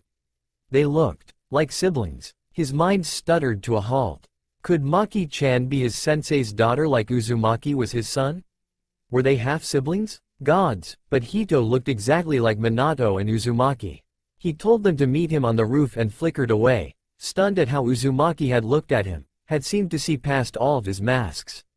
He told them to introduce themselves. Haruno asked how to go about doing that. He thought that she wasn't as smart as she was lauded to be. But he couldn't tell them that he liked Maki-chan and Hito-chan. He couldn't tell them that he didn't like Anbu-yu for what they'd done to Maki. He couldn't tell them that his dream for the future was to keep Maki-chan by his side and help raise Hito-chan and maybe his own children. He couldn't tell them that his hobbies were dating Maki-chan and reading porn. They aren't old enough to know any of that and he wasn't about to give out that much personal information at their first meeting. Besides, Uzumaki still looked like Maki-chan. And it pained him to see that Uzumaki even moved like her. They had to be related. Had to. There was only 4 years between them. It was possible that his sensei had a child before getting together with Uzumaki Kushina. Naruto's voice was so similar as well. What he imagined Maki might have sounded like 4 years ago. He quickly found out that Uchiha wanted to kill his only remaining family, that Haruno wanted to give Uchiha a family and that Uzumaki liked ramen. How strange it was for him to hear an introduction that didn't have any personal information in it. Uzumaki was almost as good as he was as disseminating attention. He told them that there would be a secondary test and told them not to eat anything and then he flickered away. He couldn't really stand to be around Uzumaki when he so clearly reminded him of Maki-chan. He was allowed to pick Hito up from the daycare, having never been taken off Hito's file as the emergency contact, and he waited for Maki to join him near the ice cream stand where they'd first started to get to know each other. She had told him that it was her last day, that she would be doing regular missions after today. And it was Hito-chan's birthday. Kakashi. Maki bounded down the road, waving at him and Hito with vigor. I'm done. I did it. I got it. She stopped beside Kakashi and huffed, her cheeks red and her hair fly away. Well, there's one more thing for me to do tomorrow, but after that, I'll totally have escaped forever and ever and ever. She pulled Hito from Kakashi's arms gently and spun in a circle, laughing loudly. Congratulations, Maki-chan. Kakashi smiled at her, happy that she was happy. He wasn't sure how to take the news of one more thing, but if Maki wasn't too worried about it, he'd try not to be either. Okay. Maki settled Hito on her hip and threaded an arm around Kakashi's waist, surprising him with her invasion into his personal space. So, we have a birthday party for Hito-chan tonight, Hito smiled and babbled, like he'd been doing for some time. Kakashi had heard Hito use actual words before and therefore knew that the kid knew most of the words he wanted to say, but neither shinobi had insisted that he speak properly. There would be time to get around to that. Hito was only 2 after all. Kakashi and Maki had agreed that he was just being lazy about pronunciation and they were okay with that. Maki had already told him that she found it amusing that her son was hyper and lazy at the same time. Yep, he agreed with his girlfriend and hugged her just a little, relaxing immediately so that she didn't feel trapped to his side. It's good that you had a good day. Maki smiled up at him. I think so too. What about you? There was something in her voice that indicated that she had some idea of what he'd done during the day and it made him curious. Though he'd already mentioned that he was testing a genin team that morning, so he couldn't really say what she knew and didn't know about what he'd done. It was a good day. I told the kids to meet me at Training Ground 7, the one with the red bridge? Maki nodded, gesturing for him to continue, told them not to eat anything and that there is a 66% failure rate. Trying to scare them? Maki smirked at him and Kakashi smirked back. Exactly. So what do you think of your genin? She asked him, curious. Kakashi shrugged a shoulder. Well, the Uchiha is a little black ball of hate, the Haruno is a pretty dedicated fangirl and the Uzumaki. He trailed off and looked down at Maki. Maki looked back up at him, eyes wide as she took in everything he was saying. It was nice to know that she wanted to hear how his day went and who he met and what he thought of them. The Uzumaki? She prodded and Kakashi nodded. Right, the Uzumaki. Maki-chan, do you still not remember anything before the Kyuubi attack? She shook her head and there wasn't a single lie in her blue eyes, not a thing. What's wrong, Kakashi? Hito-chan looks just like Uzumaki. And Uzumaki looks just like you. Kakashi sighed, hell, he moves like you do sometimes. It's a little strange to watch him because pretty much everything he does reminds me of you. Maki pursed her lips, what do you think? She wasn't asking about what he thought about the similarities that he'd noticed, she was asking about what theories he had to explain the similarities. Kakashi smiled and shrugged, maybe you're related. He hadn't wanted to toss that out so quickly, but since she was usually just as blunt as he was being, he figured she could handle it. You might have the same parents, or shared one parent. Uzumaki's parents died during the Kyuubi attack, so it's possible that's why you were never looked for. He wasn't lying either. If she'd been kept secret by Minato, then no one would have looked for her. Oh, she murmured to herself, absently kissing Hito's gleaming locks. So, Kakashi picked up the conversation, do you want to know how I'm going to be testing them? Maki's eyes sparkled but she shook her head, no, I don't think so. I'm sure you'll tell me afterwards, right? Sure. Kakashi nodded with her as they continued down the walking path to Kakashi's apartment. They would just have enough time to get cleaned up and ready to go to Hito's party which was taking place at the daycare. There were several families invited to come, as well as a few of Kakashi and Maki's friends. It was a good day, Kakashi thought as he watched the blue sky, his arm wrapped around Maki and the sounds of Hito laughing in the air. It was a good day. Today was not a good day. Kakashi played gently with Hito, worry filling his chest. He was still in the park, waiting for Maki to show up and it was 7 o'clock. He had tested his team, had them pass, told the Hokage that Team 7 was an actual team and then gone to see if Hito had been picked up yet, which he hadn't, so he'd signed the boy out and taken him to the same park he had been at with the toddler and Maki yesterday, near the ice cream vendor. Maki still hadn't shown up yet. He wondered if something had gone wrong, but then shook his head. No, nothing had gone wrong, it couldn't have. This was the last day that she was working with Enbuyu. Nothing could go wrong. Kakashi-san? Kurenai stood over him and he looked up from Hito who was playing on his knees, what's wrong? Where's Tatsumaki-chan? Kakashi swallowed harshly, today was her last day. Yesterday was supposed to be her last day, but something happened so today is her last day. Something's wrong, she isn't home yet. Kurenai crouched down beside him, Kakashi-san, of what is this her last day? Maki-chan works no. Maki-chan worked for Enbuyu. Kakashi distracted Hito from playing with Kurenai's rap-style dress, she was supposed to be done yesterday but something happened and now today is her last day. He was allowed to say where she worked now. Only active Anbu shinobi wouldn't allowed to tell.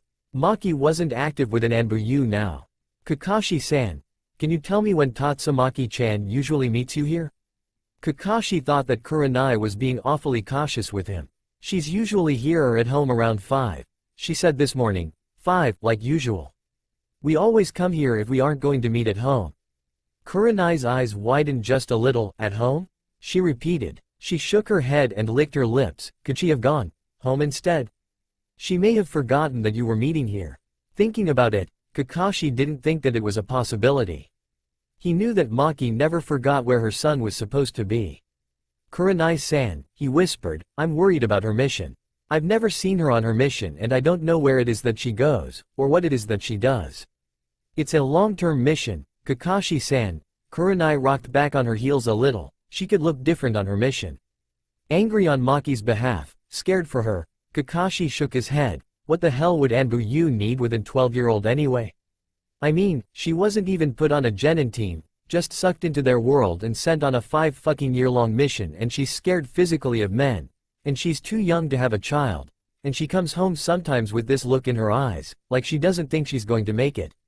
The stridency in his voice lost vigor and he cuddled Hito to his chest protectively. But then she sees Hito-chan and we'll go for a walk, or play in the park or have dinner and just talk and her eyes brighten up but I can still see those shadows. Asuma and Anko had appeared sometime while he had been speaking and both of them held back as they watched Kurenai try to calm him. Kakashi-san, why don't you and Hito-chan go with Asuma-san back to your apartment? In case Tatsumaki-chan goes home and Anko and I will stay here and wait. If she goes home, Asuma can come and tell us and we'll bring her home if she comes here. Is that okay? He wasn't sure why he was being treated so kindly, like a victim, his mind told him, but he did think that Kurenai's plan was a good one. He had to feed Hito-chan properly after all. Hito must be hungry, he'd only had a little bit of food from the park vendors. Yeah, he stood, surprised that his legs felt so wobbly under him. Yeah, that sounds like a good plan. When Asuma reached out to take Hito from him, he didn't pass the child over, wanting to keep the boy close. He left the park with one last parting look of worry and despair. He had to focus on Hito now. He was responsible for Hito until Maki got home. Asuma didn't try to take Hito from him again, even when he was making an easy supper, juggling Hito in his hands with the meal. Kakashi didn't bother to ask if Asuma was going to eat with Hito and him since he was sure that the other man had already eaten. He didn't really want to share his space with Asuma after having shared it with Maki. With Maki missing, maybe hurt, Kakashi couldn't stand to let Asuma eat in his kitchen. Eat at the table that Maki ate at. Kakashi, Asuma's deep voice was kind and Kakashi hadn't ever heard that tone directed at himself before. Kakashi, you have to calm down. I am calm, Kakashi muttered, hugging Hito to him. No, you aren't, Asuma said gently, pointedly, you're scaring Hito-chan. Appalled at himself, Kakashi actually looked at the quiet child in his arms. Hito was wide-eyed, staring at nothing, his eyes flickering from moving object to moving object, whatever caught his attention. His little chubby face was blank, as though he were asleep, except that his non-expression was pinched, as though he were in pain. Oh, Hito-chan. I'm sorry. Shish, it's okay. Tashi-chan's not mad, it's okay. Kakashi tried to reassure Hito, even going so far as to draw down his mask and kiss the child on the forehead, rubbing their cheeks together. Hito clutched at the Junin, tears rolling down his face. Ka-chan, where Ka-chan? He hiccuped into Kakashi's neck. Shish, it's okay. Ka-chan is okay. Kakashi stroked Hito's back, rocked back and forth, making sure to keep his breathing steady. Hito continued to cry silently, hiccuping and refusing to let go of Kakashi until he cried himself to sleep in Kakashi's arms, no longer under the influence of Kakashi's worry-tinged intent. Looking at the clock on the wall, Asuma grimaced. Kakashi, he kept his voice low, you should probably get some sleep. We have team meetings tomorrow morning. I'll be fine, Kakashi muttered to him. I don't want to not be here when Maki comes home. He rocked Hito in his arms, looking down at the child, but maybe. I'll put Hito to bed. He stood and Asuma followed him silently down the hall to the guest bedroom. Though it wasn't much of a guest bedroom anymore, having been attacked with several almost neon colors of paint by Maki in an artistic mood and the small bed with railings that had replaced the single bed. Maki hadn't slept here since she'd spent the week, but she and Hito had been over every day since then. Kakashi had thought it an excellent investment to get a child's bed so that if Hito got tired before Maki decided it was time to go home, they could put him to bed. Hito had stayed the night a few times with Kakashi already. The copy nin felt suffused with warmth and his chest tightened every time he thought about how much Maki trusted him, letting her son stay the night with him. As he expertly changed the drowsing boy into a pair of blue pajamas with orange toads and brown dogs on them, Asuma watched, a little surprised at how reflexive it was for Kakashi, how easy it was for him to do these things. Kakashi kissed Hito on both cheeks when he lay the boy down and turned the pale blue night light on before closing the door most of the way behind Asuma and himself on the way out. Kakashi. Asuma trailed off, unsure of how to go about asking his questions or making his comments. Throwing himself onto the couch, Kakashi scuffed the floor with one foot. I'm worried. He hissed angrily. I don't know what's happened, I don't know how long she'll be gone. I don't know if she's even alive. Before Asuma could say anything, Kakashi continued, I'm scared of what might have happened. I mean, she had problems yesterday, that's why today was supposed to be her last day. But now she's not home, and I don't know what's going on. I can't even go to Anbu and ask because you know how fucking uptight they are about their active agents. She's still active until she comes home. His voice trailed off and he stared at his hands blankly. He was used to an enemy he could fight and this was an enemy that he couldn't fight.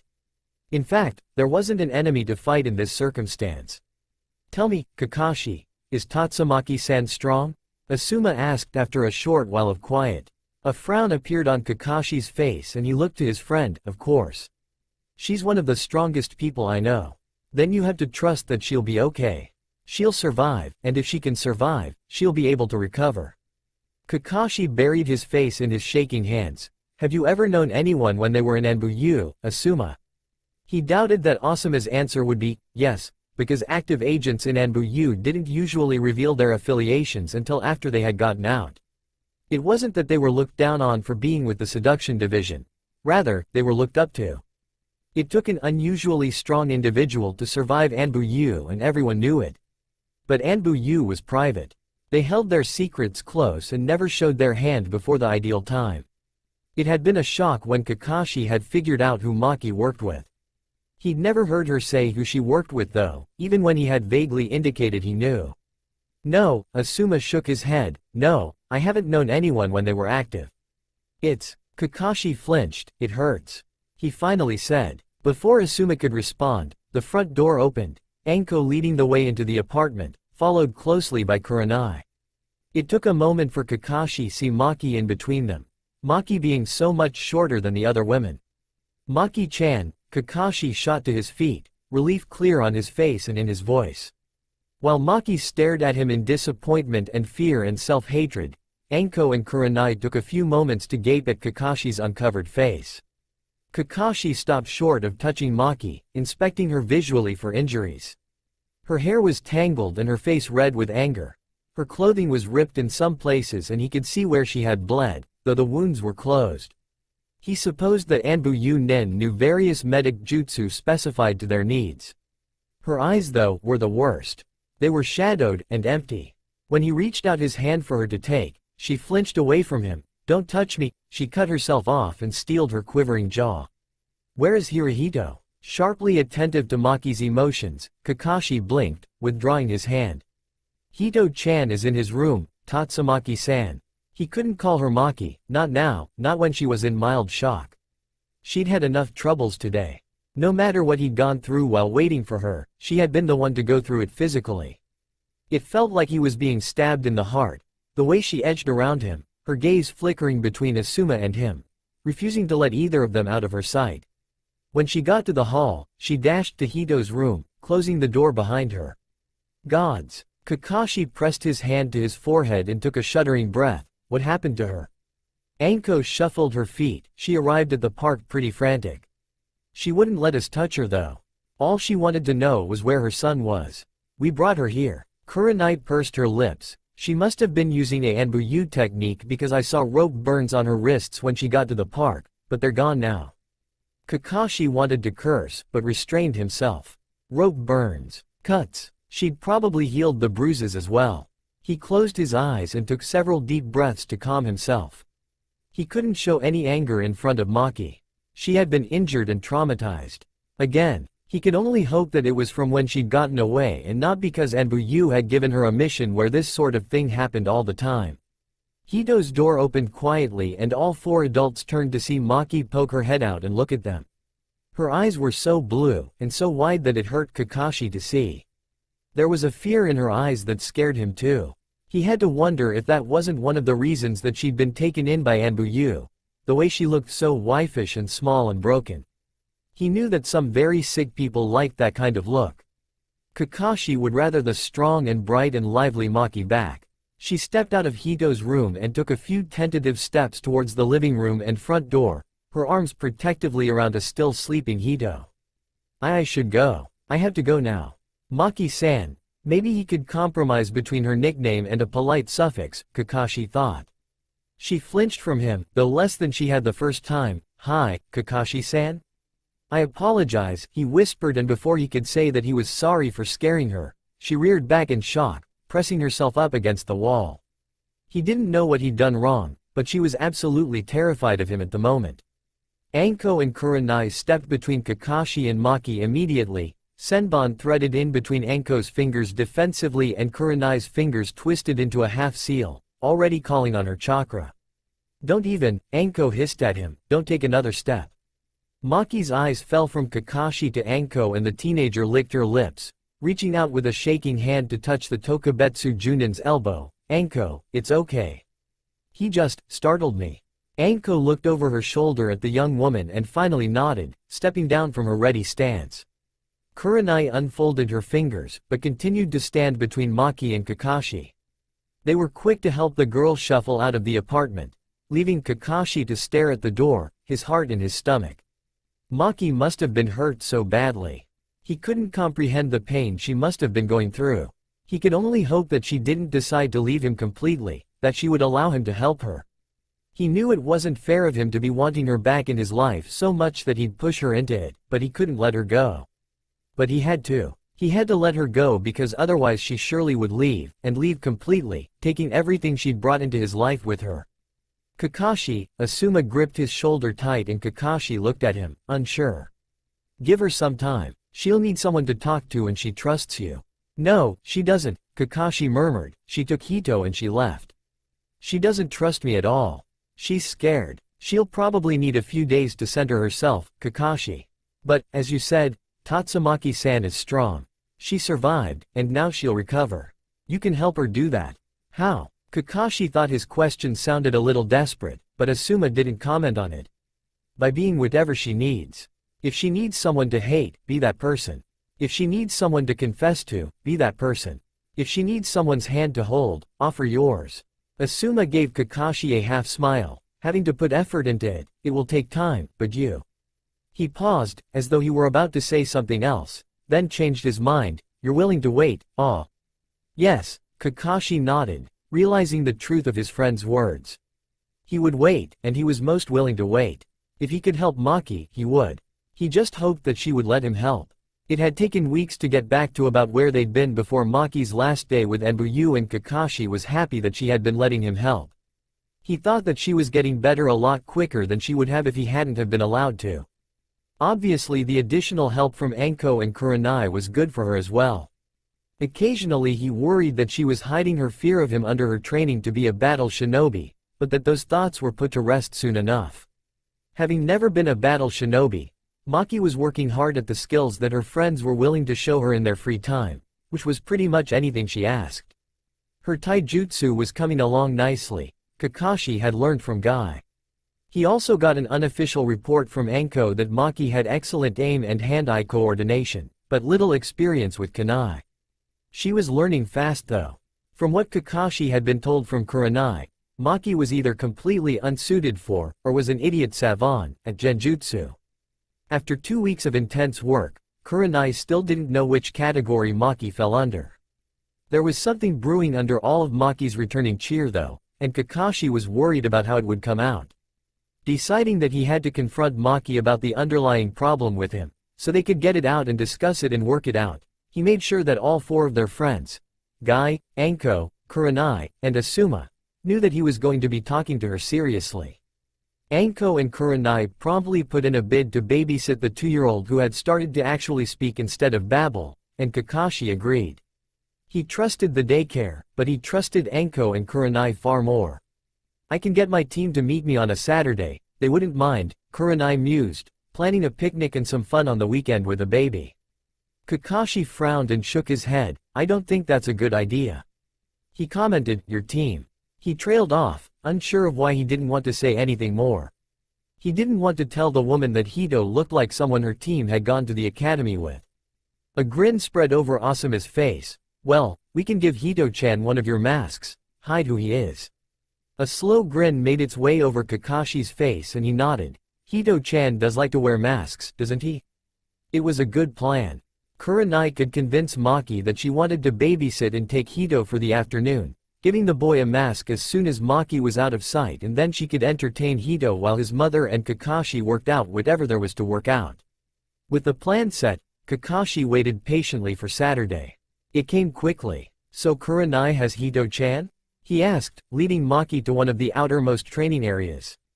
It wasn't as far from Konoha proper as the training ground Maki went to with Guy, so she didn't seem worried about the distance between Konoha and where Kakashi stopped. Hi, Maki smiled brightly. She still wants a baby, and who am I to deny her the opportunity to babysit?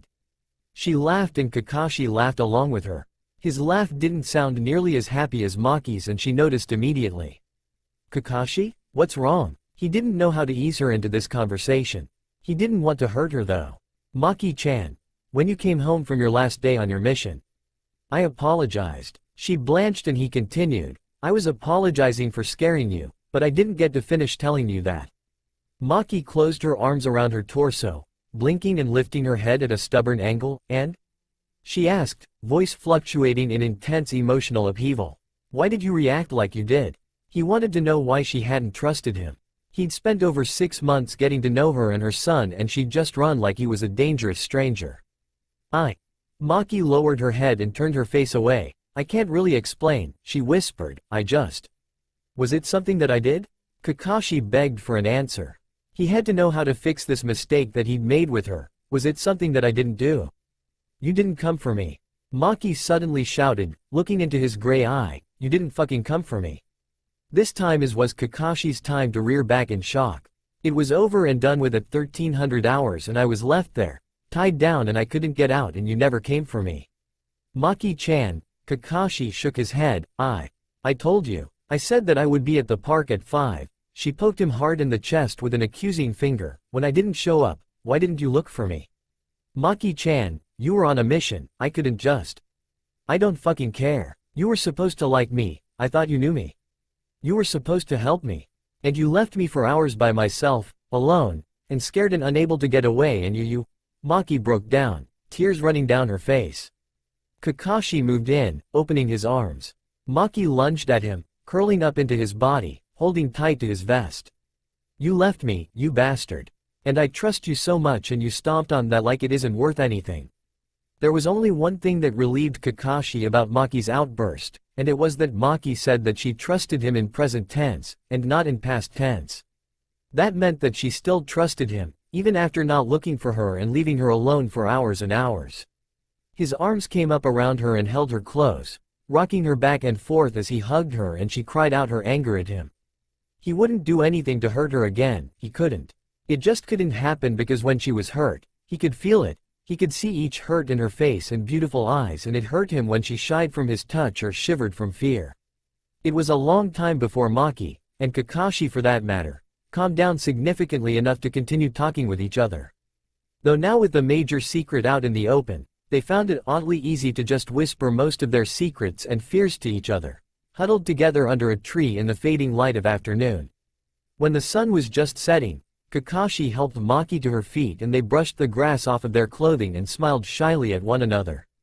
Kakashi pulled his mask back up and they made their way towards Kurenai's house, hand in hand. They found her genin team still there, Hito laying curled up to Inuzuka Kiba's thigh, the white Akamaru clutched tight in his arms. Kurenai. Kakashi shuffled towards the Junin in her kitchen while Maki went to the couch and her son. Kakashi, how did it go? We managed to get most of it worked out, I think, he told her softly. They watched the genin team look between Maki, Hito, and Kakashi, drawing the same conclusion that Asuma had once made when he'd seen the toddler wearing a mask that matched Kakashi's. Hyuga Hinata was the one to shore up the bravery and wander into the kitchen and blush, folding her fingers together. Anyo, Kakashi-sensei? She asked in the softest voice Kakashi had ever heard anyone speak in. Hito-chan is Tatsumaki-san's son, correct? Yes, Kakashi replied blandly, pretty sure he knew where she was going to go next. And you are? Hinata lowered her voice even more, dating? Yes, Hinata-kun, Kakashi smiled, proud that he could see improvement with the girl's shyness in such a short period of time after working with Kurenai. Oh, Hinata blushed crimson, opened her mouth to say something more but then practically bolted from the room before anything came out. Kakashi and Kurenai shared a look and both shook their head, amused and pleased with the girl. Kakashi, we can go home now. Maki stood up from the couch and Kakashi wandered his way over to the teenager and her son. Is Hito-chan still asleep? He asked, stepping into her personal space and looking over her shoulder at Hito in her arms. He was more than pleased that she didn't flinch from him in any way, shape, or form. She still trusted him. Yes, she smiled down at her son and leaned back into his arms. Maki-chan, Kakashi called out over the running water of the woman's shower. I'm going to be home late tonight. Hito giggled as he ran past the Junin wearing only a bright blue t-shirt. Kakashi rolled his eyes at the toddler and turned back to the bathroom door, waiting for Maki to answer him. I was kinda expecting you to pick Hito-chan up this afternoon, Kakashi. She called back, what are you doing that's holding you late? Picking up a set of training underpants and black ninja pants for Hito, Kakashi waited for Hito to run by again before grabbing the giggling boy and tossing him lightly on the couch a foot away. The 2-year-old landed softly and managed to tangle himself up as he tried to scramble to his feet. I have to talk to one of my students, Sakura-chan. Kakashi tickled the boy a bit before starting the arduous task of getting him dressed. I have to start going over kunoichi specialities with her. Oh, Maki exited the bathroom, dressed and rubbing a towel to her short hair, and the other two? Just regular stuff, Kakashi murmured, smiling down at Hito and bending to blow a raspberry against his tummy before tugging the pants on him. Sparring, some taijutsu. Endurance training, for the most part. Kakashi was glad that Hito was a fast learner. That meant that even though Hito had turned 2 only a few months ago, he was already toilet trained. For the most part, he only needed a diaper during the night. Sounds fun. Maki smirked at him, obviously aware of how much fun that kind of discussion would be for Kakashi. I was invited out for supper with Anko and Kurenai tonight, so I guess that I could take Hito-chan with me. Kurenai would be happy to see him again.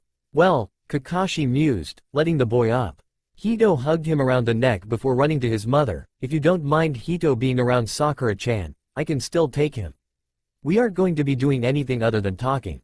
Maki frowned, settling Hito on her hip. But you already said that Hito looks just like your student, the Uzumaki. She trailed off, I know how most of the village treats him. I don't want Hito-chan enduring something similar because Sakura thinks it's okay to treat Uzumaki badly. Kakashi went over to the young woman and nodded in understanding, placing a hand on Hito's messy hair. I'll put him in a mask, like when Kurenai had her team watch him with her. Leaning into his warmth, Maki sighed. I'm pretty sure that Team 8 thinks that Hito-chan is our kid, not just mine, because of that mask. Heart beating unnaturally fast, Kakashi didn't show his apprehension. Do you mind them thinking that? He asked cautiously. To tell the truth, Kakashi didn't mind being known as Hito's father, if it helped protect either, or both, Hito and Maki. To tell the truth, Kakashi wanted to be known as Hito's father. But it was up to Maki, so he waited for her answer. He hadn't wasted his hope. No, Maki's eyes softened and she smiled at him in the most intimate way. No, Kakashi, I don't mind at all. I just want Hito-chan to be loved and, you do that. Thank you. Kakashi took Maki and Hito into his arms and hugged them, whispering his words into Maki's ear. She had no idea how much he cherished being allowed into their lives. As blood-stained and dangerous as he was, they treated him as though he were merely a man and not an occasional monster. A knock on their door and Asuma's bellow from the hall pulled them apart and they raced around the apartment for a moment, making sure that they had everything that they needed for their day. Before Maki could flicker off with Hito to the daycare, Kakashi grasped her hand tight and in an absent movement, kissed her forehead when he asked her stay safe for the day while they stood together in Kakashi's open front door. She stared at him with wide eyes for a moment before smiling broadly and nodding.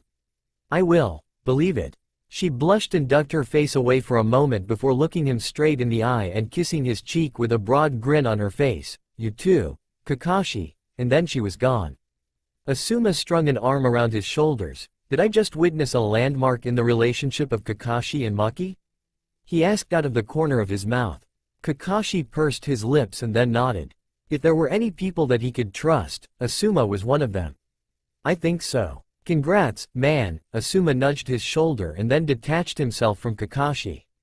They parted with a wave and Kakashi wondered how he was supposed to train his genin while he was so distracted. It turned out that it wasn't that hard. Though when he'd asked for Sakura to stay behind and dismissed the boys, it was strange that neither of them argued with him. Sakura stared after Sasuke with little hearts in her eyes as he left and Kakashi wanted to palm his face because seriously? She couldn't be a little more mature? Alright, we have to go get someone before we start. Kakashi jumped down from the tree he was sitting in and started back into Konoha proper. Sakura hummed and howed for a bit before she managed to actually shore up the confidence to question him. Who are we getting, Sensei? The most important person in the village, he told her and her eyes got amazingly wide. Hokage-sama? She whispered in disbelief and Kakashi had to remind himself that genin rarely, if ever, understood who the most important people in the world were, who the kings were, as Asuma liked to put it. No, someone more important. Instead of explaining, Kakashi turned down the road to the daycare, and when he paused at the gate, Sakura frowned. "What are we doing at the daycare, Sensei? You know it, then?" he asked, and she nodded arrogantly, as though she was superior to others for knowing something. "I used to come and babysit on the weekends." She jut her chin out just a little and smirked. "I was the only one in class that had a weekend job, and I freely spent my time looking after the kids." She stressed, freely, like it was important, and kids, like she wanted to replace it with brats. Kakashi was not impressed. "Ah, Kakashi-san." Mito waved the two of them in. She gave Kakashi a sly smile that Sakura obviously missed. "You've come to pick up your son, then?" Sakura gaped in shock. "Yup. Is he ready to leave for the day?" Mito smiled and nodded. "Genma-san was just helping us get him down from the rafters." Kakashi had to laugh at that. Hito liked high places. The higher the better. Sounds like Hito-chan. Tu-chan. Hito came barreling out of the playroom at full tilt, and Kakashi barely had the mind to catch the boy. Hito had called him Tu-chan instead of Tashi-chan, like he usually did. He couldn't shake that off, but he did manage to fake his way past signing Hito out of the daycare and gestured for Sakura to follow along behind him as he carried Hito back towards Training Ground 7. "Kakashi-sensei?" Sakura was still gaping. You're married?" She blinked, but, "I've never seen a ring." Kakashi inwardly sighed as he settled his mind from Hito's surprise. No matter that Sakura had 4 years of academy and 2.5 months of genin training under her belt, she was still very much civilian in mind and deed. "Shinobi don't wear rings when they're working, Sakura-chan. That's like asking to get your finger torn off," he commented lightly as he landed gently on the ground in front of the memorial rock just outside of the training ground. His hands flashed though a quick parenting jutsu that tied a chakra leash from a child to a stationary object. He used Hito and the stone itself. Thankfully Kakashi had done a quick pat down of the boy because he found and took 2 permanent markers off the boy before letting him out of his arms. It wouldn't do for Hito to draw on the memorial stone. Fortunately Kakashi was able to skip most of the introductory things he was supposed to talk to Sakura about because she was such an avid reader and never let a textbook go unopened. The bad part was that she already had the awkward questions ready to ask that she definitely wasn't ready to hear answers to. "So," Sakura blushed deeply, "these jutsu that some kunoichi use." Kakashi resolutely kept his eyes on Hito. "They're used during?" Her voice squeaked at the end and Kakashi nodded. "Some of them, yes. If you were to be chosen by Anbu, you would get full training in those arts." The 13-year-old girl giggled and hid her cheeks under her hands. "I bet they'd totally give me an edge over Ino Pig." And then she giggled again. Kakashi was not impressed. He was going to try and halt her bad behavior before it became a habit. "Sakura, I have a hypothetical question for you." She perked right up. "I'm really good with hypothetical, sensei. Say you were taken into Anbu right out of graduation and trained in all the arts they have to offer, including ones that they don't let anyone outside of their division know about."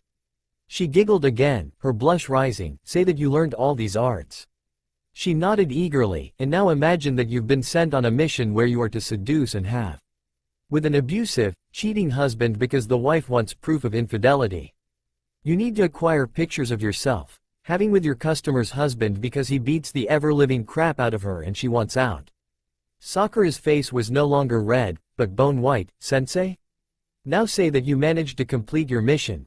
You got the man to sleep with a 13-year-old girl and give his wife the pictures." Kakashi continued, his voice hard and unyielding, "And then, when you go for your physical to be cleared for duty, you find out that you, the 13-year-old girl, are pregnant." Sakura collapsed to her knees, staring at him in something close to horror. Kakashi doesn't take his eyes off Hito, needing to watch the innocence of the boy as he spoke. "What would you do with that baby, sensei?" Sakura's voice was tiny and she sounded faint. "Listen to me, Sakura." Kakashi crouched down beside her and finally looked her in the eye. "Being shinobi is not a game.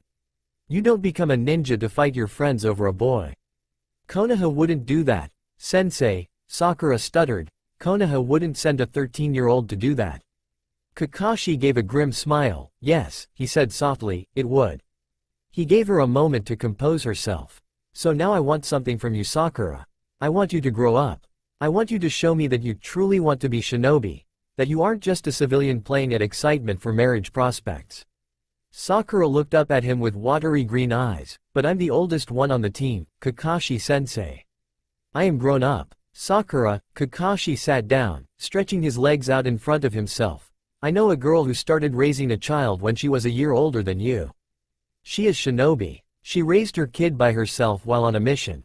She is grown up. You run around playing ninja, wearing makeup and perfume that will get your team killed on a real mission, and looking to Sasuke for an indication that he likes you. Hito crawled out of the tall grass and stretched himself out over Kakashi's legs. Kakashi stroked his hair gently. Sakura sat in silence, thinking about what he'd said. Hopefully it wouldn't go over her head. Hopefully she'd pull it together and step up, taking her ninja career seriously. Kakashi would prefer a kunoichi with Maki's maturity on his team, rather than one with Sakura's. Hito leaned back into his chest and played with the metal plate on the back of the shinobi's glove. Kakashi chuckled and moved his attention to his son, letting Sakura think about what he had told her. Sakura pursed her lips as she watched her sensei. She hadn't known that he was married or had a child, and apparently thought that his son was more important than the Hokage. She supposed that meant that he really did love his family. To see him reading porn after gaining that knowledge raised her feminine hackles. Sensei, you shouldn't be reading that. She glared up the tree at the man. He casually rolled his eye over to look at her. Why not? He asked idly. Sakura growled at the inconsiderate man. What about Hito-chan? Her voice was more shrill than she wanted, but she couldn't help getting upset at the man. What he was doing was completely inappropriate. Hito-chan can't read quite yet. Kakashi's tone was full of laughter at her and she fumed. I think he's safe for the moment. Knowing that she wasn't going to be getting anywhere with him, Sakura shook her head and stomped off. She couldn't help but feel enraged on behalf of Kakashi's wife. If she ever caught her husband reading porn, she would kick him in the balls. Well, unless she married Sasuke. She'd let Sasuke read porn if he wanted, but he wasn't like that, so she wouldn't have to worry about it. Thankfully the day was over, so she didn't feel at all bad about leaving the boys with Kakashi and hurrying to Ino. They may have been rivals, but Ino was from a ninja family, so she'd be able to get some inside information about how shinobi families dealt with marriage and children from the blonde. Not that she thought that Kakashi was anywhere near normal even for shinobi, but there had to be some similarities. Ino. She resisted the urge to add pig onto the end of Ino's name. She was learning a little diplomacy from her sensei after all. Mostly what not to do. What do you want, billboard brow? Ino sniffed haughtily and looked down her nose at the other kunoichi. Oh, shut up. Sakura flung herself onto the bench at the picnic table Ino and her team was lounging around. Where's your sensei? Asuma-sensei? Ino sneered. Lazy bum is getting takeout for Choji. He'll be back in a bit. Why? She looked curious then. What's up? Sakura shivered in pent-up emotions, both good and bad, and then waved her hands, feeling a need to flail a little. Kakashi-sensei has a son. Shikamaru raised his head from the table in a jerk. It was the fastest Sakura had ever seen the boy move. Hitaki Kakashi? He questioned and Sakura nodded her head. Totally. I was with Kakashi-sensei when he picked Hito-chan up from the daycare and oh my god. Hito-chan is so adorable. Really? Ino blinked and shook her head. My dad has repeatedly said that Kakashi wouldn't dare procreate without a veritable army to protect his kid. I mean, Iwa hates him. And he's totally the only student of the Yondaime left. If Iwa found out that Hitaki-sama had son. She trailed off and turned to Shikamaru. Pensive. Shikamaru? The boy shrugged his shoulders. It'd be troublesome, but we could ask him. Sometimes Sakura wished that her team was so close that they could have a whole conversation in a few words like Ino's team seemed to be able to do. You could ask who about what? She butted in, curious about what they were talking about. Our parents, Ino said. I mean, if anyone knows about the Hitaki line being continued, Tu-chan totally would because he's in the TI department. And Shikamaru's dad is totally the smartest person in Konoha. Sakura frowned. Ino, I saw Hito-chan. He was totally Kakashi-sensei's son. I mean, he had silvery hair and was wearing a mask just like sensei. You only think that they look alike, Ino scoffed. You aren't objective anyway, billboard. Sakura rolled her eyes as she retorted, Ino, Hito-chan is totally Kakashi-sensei's. You shouldn't be spreading that kind of information around lightly, Sakura-san. A deep voice said from behind her and Sakura flinched, turning her head slowly to see Sarutobi Asuma, the son of Sarutobi Hiruzen, towering over her in a manner she was sure that she would have found menacing before working under Kakashi's tutelage for 2.5 months. Asuma-sensei? She questioned, and Asuma put the takeout boxes on the table. Kakashi-san is an infamous shinobi, Sakura-san. He also has a lot of enemies who would love to get their hands on any that he claimed as family. He didn't seem too concerned about it, but Sakura already knew that she was bad at reading Junin. She couldn't even read her own Junin sensei, obviously she wouldn't be able to read Ino's. Ino straightened, a little intent, and Sakura had to wonder why. Wait, you know that Hitaki-sama has a son? He has a family, Asuma shook his head, and that is all that need be known. Sakura frowned. What was so important about not telling anyone about Kakashi's wife and child? It wasn't like anyone she talked to was dangerous. Can I ask my dad? Ino asked, grabbing her box of food and opening it up. Sakura blinked when she saw the girl separate it into two and offer her a pair of chopsticks.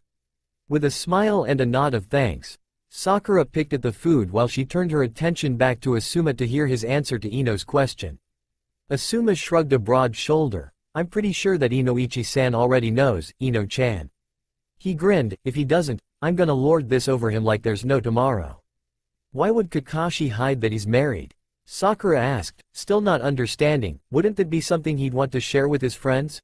Her eyes widened as she had a scandalous thought, and her voice rose as she continued to throw out unanswered questions. Who was Kakashi-sensei's best man? Who gave Hitaki-san away? Did they elope? Whoa, Asuma waved a hand in between them, and Sakura sat back with a frown on her face. Well? She demanded. She was curious, damn it. She wanted to know. I haven't heard anything about marriage. Asuma leaned back on the bench, pulling out a pack of cigarettes. Sakura scrunched her nose up at him. She didn't like cigarettes, or the smoke that they produced. But they are living together. Sakura's mouth dropped open and she gaped at the bearded man. They're living together without being married? Asuma blinked and sucked back a mouthful of smoke. You need to calm down, Sakura-chan, or you're going to have a heart attack long before you should be worrying about that sort of thing. And you're going to die of cancer.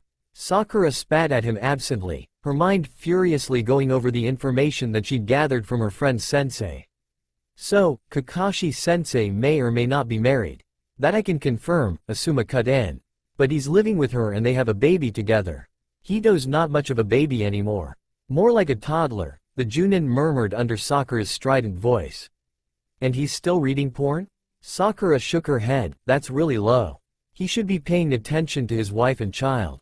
Ino snorted and rubbed her chin. Forehead girl, do you think maybe that one of the reasons he's reading porn is because he's trying to distract people from the fact that he has a family?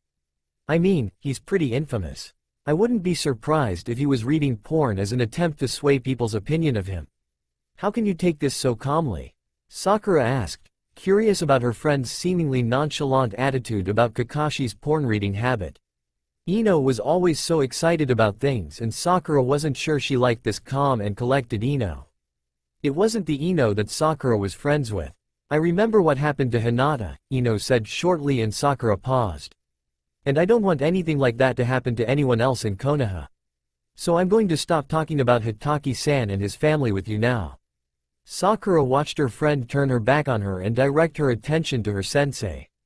She felt her heart constrict and for a moment, hated Ino. The moment passed quickly, and then Sakura could think straight, and she wondered what exactly happened to Hinata to make Ino shut her down like that. She watched the other clan heirs her age start to ignore her and resolved to find out what happened to the Hyuga. If it was that important, she should know. So, Kakashi. Inoichi's voice called Kakashi's attention to the blonde man who was leaning against a tree not far from the memorial stone. Kakashi patted Hito's head and double-checked the chakra leash before leaving his son and wandering over to the curious-looking Yamanaka. Yo, he gave the man a lazy salute and Inoichi grinned. I hear that you got married? He looked over Kakashi's shoulder and then back to the copy nin and raised an eyebrow. Kakashi rolled his eyes. Sakura's got a civilian mouth still, I see. Inoichi looked taken aback. That wasn't exactly the denial I was expecting, Kakashi-san. He leaned forward, stepping out from under the shade of the tree. Are you married? Looks like, Kakashi shrugged, not giving a firm answer. It wasn't that he was going to lie to Inoichi, but he'd had a strange feeling when he'd gone to deny being married. He would have to think about that because he'd never had that feeling before about someone. He wasn't even involved with his girlfriend, which occasionally made him think that he was being very old-fashioned, but he really liked Maki and he didn't want to push her into anything. It made him feel like a heel every time he thought of initiating something that Maki clearly wanted nothing to do with just yet. He wasn't surprised in the least though, since she'd spent the last 5 years of her life doing things that would probably make his stomach turn if he knew the details. That's not much of an answer either way, Inoichi mused idly. Either you are, and you don't want anyone to know in case an enemy goes after her. Or you aren't but you want to be able to protect your son by claiming his mother. Could be, Kakashi tossed out nonchalantly, knowing that an answer like that would frustrate Inoichi, but make the man understand that he had reasons for not saying either way. Nodding that he did indeed understand that Kakashi had reasons for prevaricating, Inoichi turned to watch the 2-year-old playing in the grass. So, Hirohito? He finally asked. He was curious about Kakashi and his son since he hadn't heard anything about the Hitaki having children and yet here the boy was, already 2 years old. Tatsumaki-chan named him. Kakashi smiled under his mask. She likes epic, as she puts it. He stood side by side with the Yamanaka and watched the boy Maki had allowed him to claim. Being next to someone else who was a father, Kakashi felt an urge to confide a little in the blonde man. Inoichi would likely understand how he felt about Hito and Maki. She told me once that she had considered naming him after my father. Inoichi glanced at him from the corner of his eyes and nodded. That must have surprised you. Ma, just a little. Kakashi watched the boy look up suddenly and turn around, eyes wide over the mask covering his face from neck to nose. If there was one thing that Kakashi was surprised about, it was how the child managed to keep the mask over his nose most of the time. Most children he'd watched tended to put things in their mouths or up their noses or what have you, but not Hito. Hito just went about his day happy as a clam with his nose and mouth covered up. Hito's searching eyes landed on Kakashi and the boy raised his arms up. "2-chan. Gotta bugs." "Oh really?" Kakashi grinned, making his way over to the child. He crouched down beside Hito and Hito proceeded to shove a fistful of worms into his open hands. "You know, Chibi," Kakashi cleared his throat, "I think Ka-chan would like these more." "She likes worms." "Worms?" Hito questioned, staring at the wiggling bugs in Kakashi's hands. "Yes, worms," Kakashi agreed with a grin on his face. "Okay, where Ka-chan?" Hito looked up at him with big, curiosity-filled eyes. "Give Ka-chan worms." "Ka-chan is working." Kakashi swung the little boy up in his arms with a chuckle. "But how about we let these ones go? And then when Ka-chan comes home, we can go look for some more, How's that sound, Hito-chan?" "Is good." Hito nodded decisively and Kakashi laughed a little, putting the worms back on the ground and then nuzzling the side of Hito's face. He waved to Inoichi and Hito waved maniacally as well and then Kakashi left, not wanting, nor needing, to hang around the torture and intelligence interrogator. He'd rather not have his entire life laid bare. Kakashi twitched. Asuma glanced at him, then shrugged and went back to people watching. Kakashi twitched again. Asuma took a longer moment to stare at him before shifting subtly and going back to people watching. Kakashi twitched for a third time and Asuma threw up his hands. "Okay, what the hell? What's wrong?" Shifting awkwardly, Kakashi shrugged. "Nothing." "You're lying. Really badly." Asuma rolled his eyes. "Obviously there's something wrong. What is it?" "Ma," Kakashi shrugged indolently, "nothing really. I'm just twitchy." Asuma blinked and then shuffled back half a foot. "Twitchy how?" He drawled from a safer distance away, only half faking his suspicion. "I'm not sure." Kakashi leaned back and controlled his fall so that he landed softly on the roof, staring up at the blue sky. "I've never been twitchy like this before." Asuma looked over his shoulder at him and bit his lip, thinking. Then he hummed, "Are you feeling the urge to stab someone with a kunai?" "Nope." "Garrote someone with wire?" "No." "Challenge guy to a contest?" "Gods no." Kakashi shuddered and rested his hands behind his head, staring at nothing. He had been feeling weird for days now, but it just kept getting worse instead of getting better like most feelings got with time. He wasn't sure what it was, but it was annoying the hell out of him. "I can't seem to concentrate," he mused out loud to his friend, and I can't block out distractions like usual. My head feels like it's stuffed up a little and my body has an urge to do something.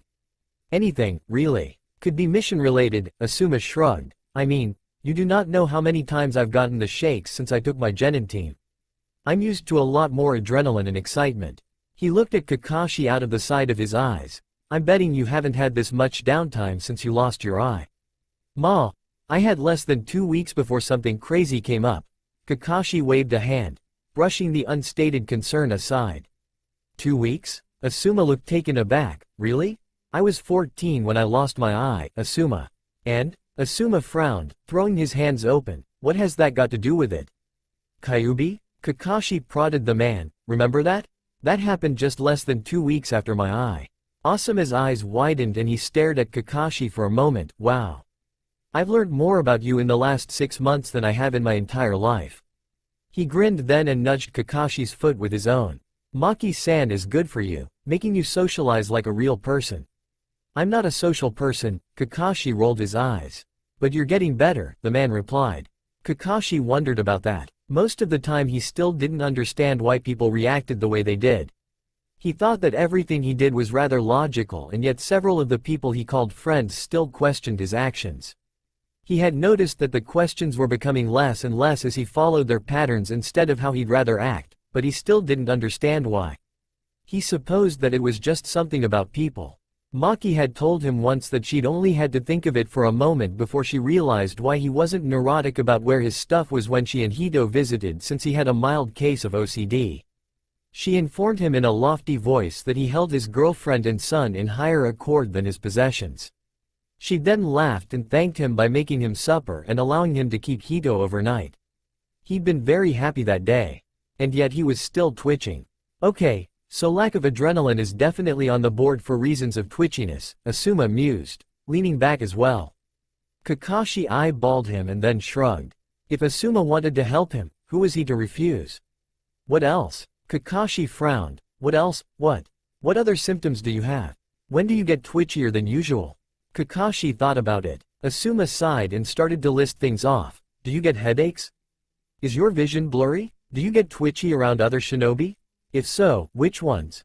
Are you twitchy on the missions you go on with the genin? No headaches, no blurry vision. Nothing is physically wrong with me. I'm just a little hyper. I do get tense around large groups of people, but they're all comrades and no one in particular, so I don't really understand why. Sometimes when Maki-chan is over I have a hard time keeping still. Asuma blinked. Really? That doesn't narrow it down at all. Kakashi nodded. Yeah. And then he realized what was going on. His body wanted to do something. He was especially hyper around Maki and large groups of people. If he was around a larger group of people it was because he was with Maki. Plus, he was having far more erections than he usually did even considering his porn habit. Everything pointed towards one thing.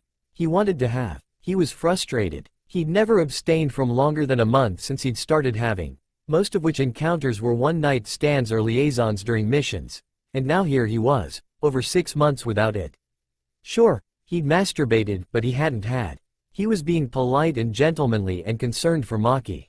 He hadn't even brought it up. And he'd never go outside of his relationship for a one-night stand. He wondered if he should tell Asuma what had him on edge, but figured that it wasn't any of his business whether Kakashi was having or not. Kakashi? Asuma nudged his foot again and Kakashi shook his head. Never mind, Asuma, I figured it out. Since he hadn't told the man what he'd figured out, Asuma didn't even ask to know. You know how to fix it? It's complicated, Kakashi murmured, wondering just how he was going to fix it. He wasn't going to approach Maki about it and he wasn't going to have a one-nighter, or hire a hooker. He supposed that the only way to work out the excess energy would be to work off the energy. That would involve some serious physical labor. And who better to help work oneself to exhaustion but made a guy? When he woke up the next morning and took stock of his body, he groaned. He opened his eyes and looked down at the tent and the covers. Seriously? He asked himself incredulously. He'd worked with Guy until his body had almost collapsed and yet here he was, hard as a rock and wanting to find relief. Sighing and rolling out of bed, he made his way to the bathroom and stripped, stepping into the shower. He turned the water on as hot as he could stand it and groaned as it hit his body, soothing his aching muscles. His hand drifted to his erection and he groaned again as he grasped himself. Gods, but it was nice to be able to deal with his horniness so easily. As he stroked, his mind turned to erotic mental images and he mumbled to himself a couple of lines from Icha Icha.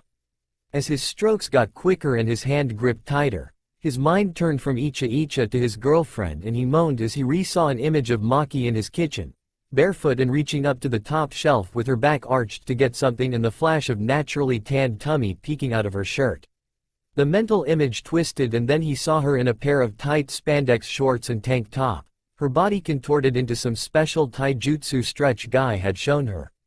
Sweat dripped down her face as she worked. The swell of her breasts under her top as she breathed heavily drew his attention and he moaned again. The image changed again to her bending over the back of his couch to grab something that Hito had dropped and the curve of her ass in her pants. He orgasmed with clenched teeth, losing it completely as he imagined what he would do to his girlfriend, had she been ready for a relationship. He placed a hand on the wall of the shower, leaning forward under the spray of water and letting it drown his head, the water washing over his body and wiping away any evidence of his masturbation.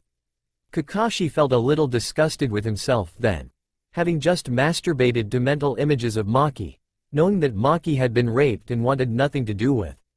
She was beautiful though, and he was dating her and it was hard not to imagine having with her, seeing her writhe under him and beg him for more. Kakashi was a healthy 26-year-old and wasn't something that he'd planned on giving up before realizing that he'd done just that when he'd started dating Maki. He met up with Maki and Hito later in the day for supper out, having a standing date at the ramen stand. Kakashi wasn't surprised that a taste for ramen had been inheritable. He fondly remembered the times when Minato's sensei would take him out for ramen before he died. He found it kind of fun to know that Maki had a similar taste to her father. When he could bring himself to think of Naruto outside of work, it amused him to know that the boy's tastes reflected both his father and his sister. He kept half an eye on Hito, knowing the boy wouldn't go far with ramen so close by and half an eye on his girlfriend. As he watched, she brought the chopsticks to her lips and puckered up, blowing lightly on the steaming noodles. He barely managed to stop himself from shifting in his seat, his brain conjuring up an image of Maki on her knees, looking up at him through her lashes. She licked her lips and her face twisted in ecstasy as she consumed her food. Kakashi was far too occupied by the look on her face to notice much of anything at all, other than her. Kakashi? She turned to him and cocked her head to the side, curious. Kakashi swallowed, hiding his reaction to her. He didn't think that she wanted to see a man lusting after her. Not after 5 years of men lusting after her. Yes? He responded with a smile and she grinned widely enough to make him apprehensive. Are you going to take your kunai back from Hito, or are you just going to let him play with it? Kakashi's eye widened and he looked down to see Hito at his feet, playing with one of the special kunai that his father had made for him. He watched the boy for a moment, looking for a way to take the blade without hurting the toddler, and noticed that Hito was holding it in a rather careful manner. His eyes narrowed and he looked to Maki. You let him play with kunai? He asked shrewdly and she shrugged. It's not gonna hurt him. And when he manages to poke an eye out? He asked, feeling a bit off-center that Maki didn't seem to care about the danger that her son was in. But then, as he continued to watch Hito play with the kunai, it didn't seem that he was in all that much danger. When he chose an end to chew on, it was the handle, and when he scored the dirt, he was always holding it correctly even if it was too big for his hands. It'd be fine. Maki waved a hand, nonchalant. I'd probably be able to just shove it back in his head and it'd heal right up in a day or so. Kakashi blinked, his thoughts now empty of any innuendo, having been thoroughly distracted by this new development. Heal right up? He asked, only vaguely alarmed. He trusted Maki profoundly, but this wasn't something that he could just take on her word alone. Hito was a baby, defenseless and in need of adult care.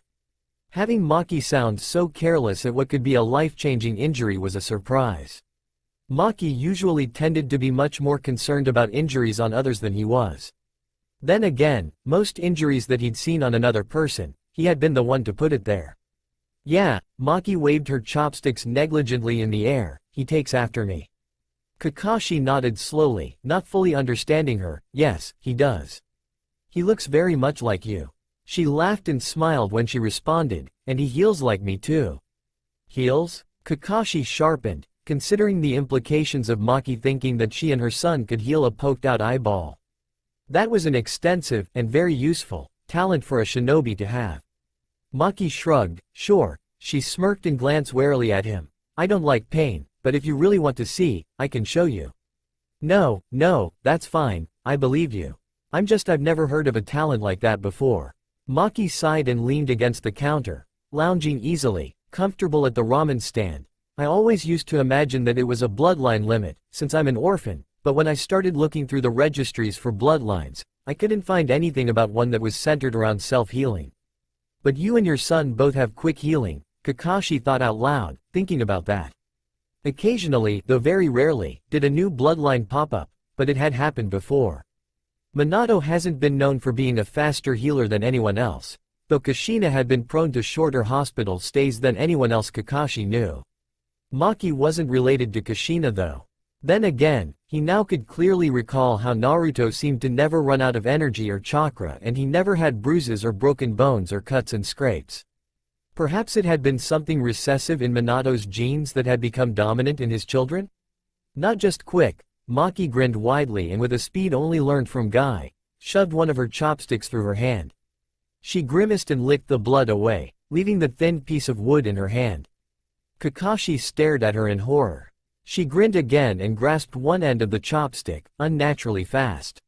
She yanked out the chopstick and Kakashi winced, grabbing her hand and a roll of bandages from his pack. When he wiped the blood away, he was amazed to find that there was no longer a hole in her hand. There was a little pink mark on the front and back of her hand, but as he watched, they too vanished as though never there. My gods, Kakashi whispered to himself. He glanced to Hito, who was still playing with the kunai, and then back to Maki. You and Hito can both do this? Yep. She wrapped her tongue around the chopstick and licked it clean of blood before going back to the rest of her ramen.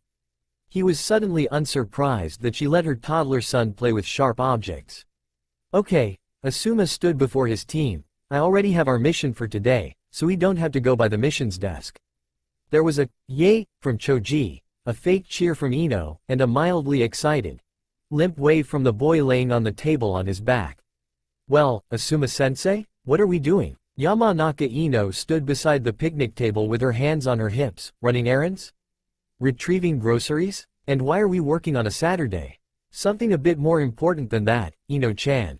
Asuma tossed the girl the scroll that he had. It's a bodyguard mission. Ino's smile turned shark-ish. Oh really? She started unrolling the scroll. Will we be in danger? Only if you mess up, Asuma cautioned. I mean, I might not survive if the primary isn't in perfect health at the end of the day. Glimmering aqua eyes narrowed as Ino read the scroll. Asuma-sensei, this bodyguard mission is for a 2-year-old. Choji slumped, disappointed at another babysitting job. Shikamaru sat up though, looking at Asuma with a curious expression. So, Shikamaru drawled out, kid of someone you know, Asuma-sensei? Asuma smiled at the boy's perceptiveness. He nodded and gestured for Shikamaru to continue his train of thought.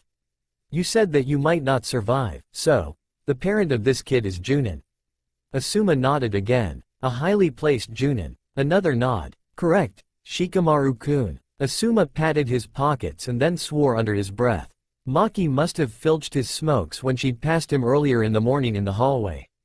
She never did like the fact that he smoked and she would steal his cigarettes for a week every time after he smoked in Kakashi's apartment. Given that he'd had smoke blown in his face from his father since he'd been born, Asuma didn't know why she was all up in arms about occasional smoking in Kakashi's place even though there was usually a baby there. Sensei? Choji piped up, curious about what he was doing. Sorry, Choji-kun, someone must have pickpocketed my smokes. Maki had very light fingers. Asuma hadn't once caught her in the act. Anyway, yes, Hito-chan is indeed the son of a very powerful Junin.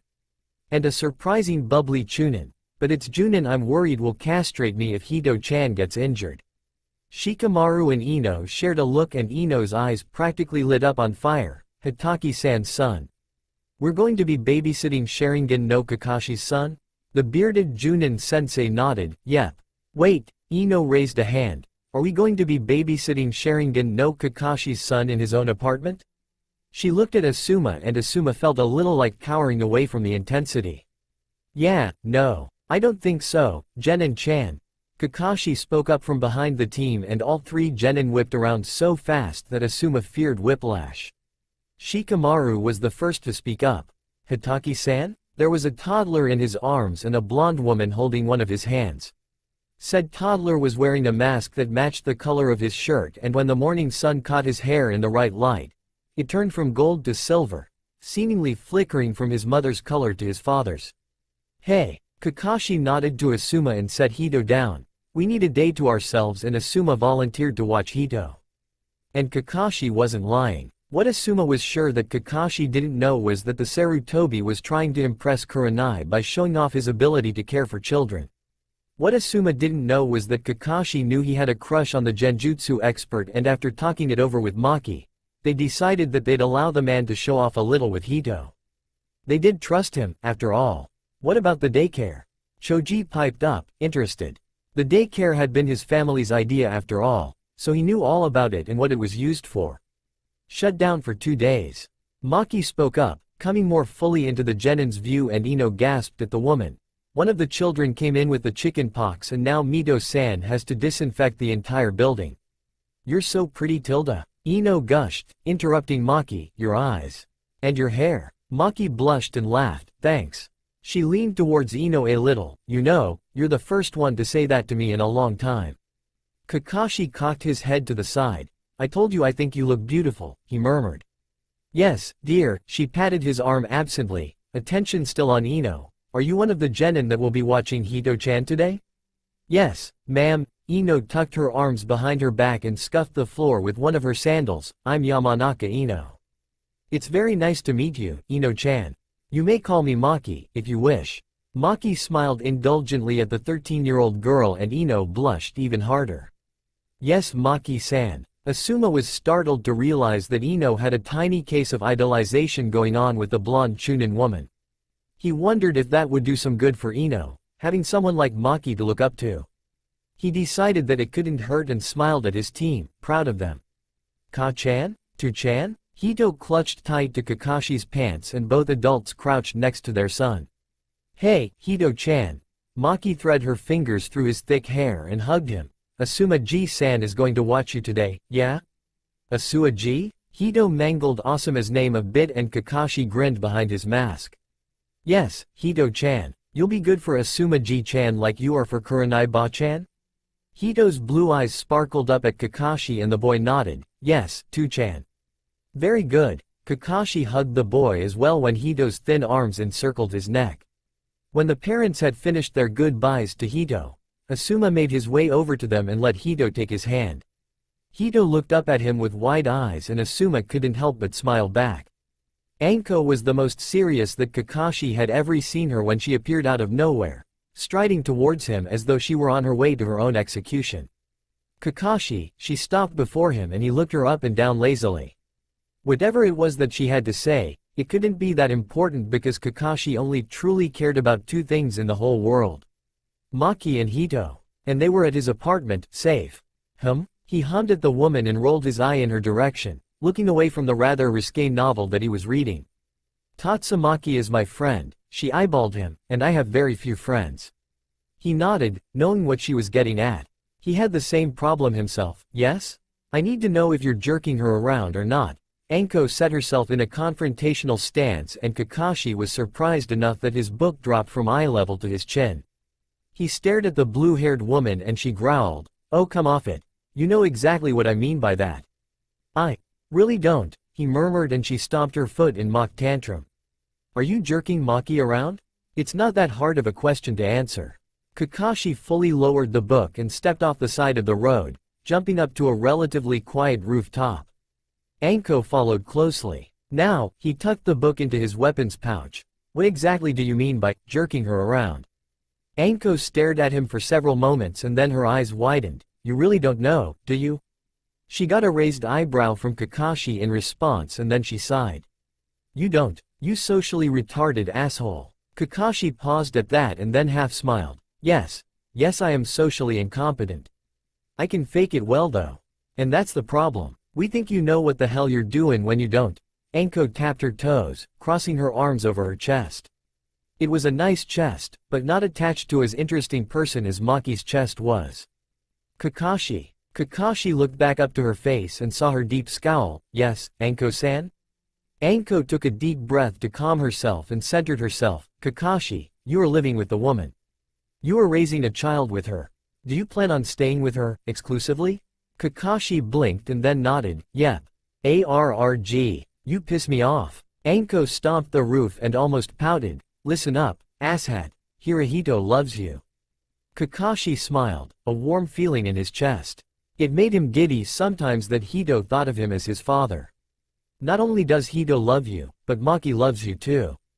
That caused Kakashi to stop. Wait, what? Maki loves me? Anko stared at him in disbelief. Duh. She's head over friggin' heels for you. Oh, Kakashi drew the sound out, thinking about that. Really? Really, Anko insisted, and every time I talk to her about you, she's depressed. That confused the copy nin and he lifted a finger in question. She loves me, and is depressed about loving me. Because she doesn't know if you love her. Anko spoke to him as though he didn't have the mental capabilities of a 2-year-old. And Kakashi knew exactly how much a 2-year-old could understand. Well, obviously I do, Kakashi scoffed. I certainly wouldn't be with her if I didn't. He trailed off and had to take a mental step back. He'd never admitted it before, to himself or to anyone else, that he did indeed love Yamamoto Tatsumaki. He loved her. Kakashi. In love. How novel. How exciting. Kakashi lit up and studied his comrade with an intensity that he'd never used outside of learning the shinobi arts before. Is there a special time that I should tell her? He asked. He knew that he was socially retarded and he didn't want to mess something like this up again, since he'd apparently messed it up the first time. Anko took a physical step back under his scrutiny and then licked her lips, looking confused at the sudden change in their conversation dynamic and a little like a cornered cat. Whenever it feels like a good time. Kakashi hunted her across the rooftop, stalking her just a little, but I'm socially incompetent. How am I supposed to know when that is? At the very least, Anko checked over her shoulder at the approaching edge of the building. Before you ask her to marry you. Kakashi kept stalking forwards and Anko was forced to dive off the edge of the building. She hit the ground at a run and was out of sight in seconds.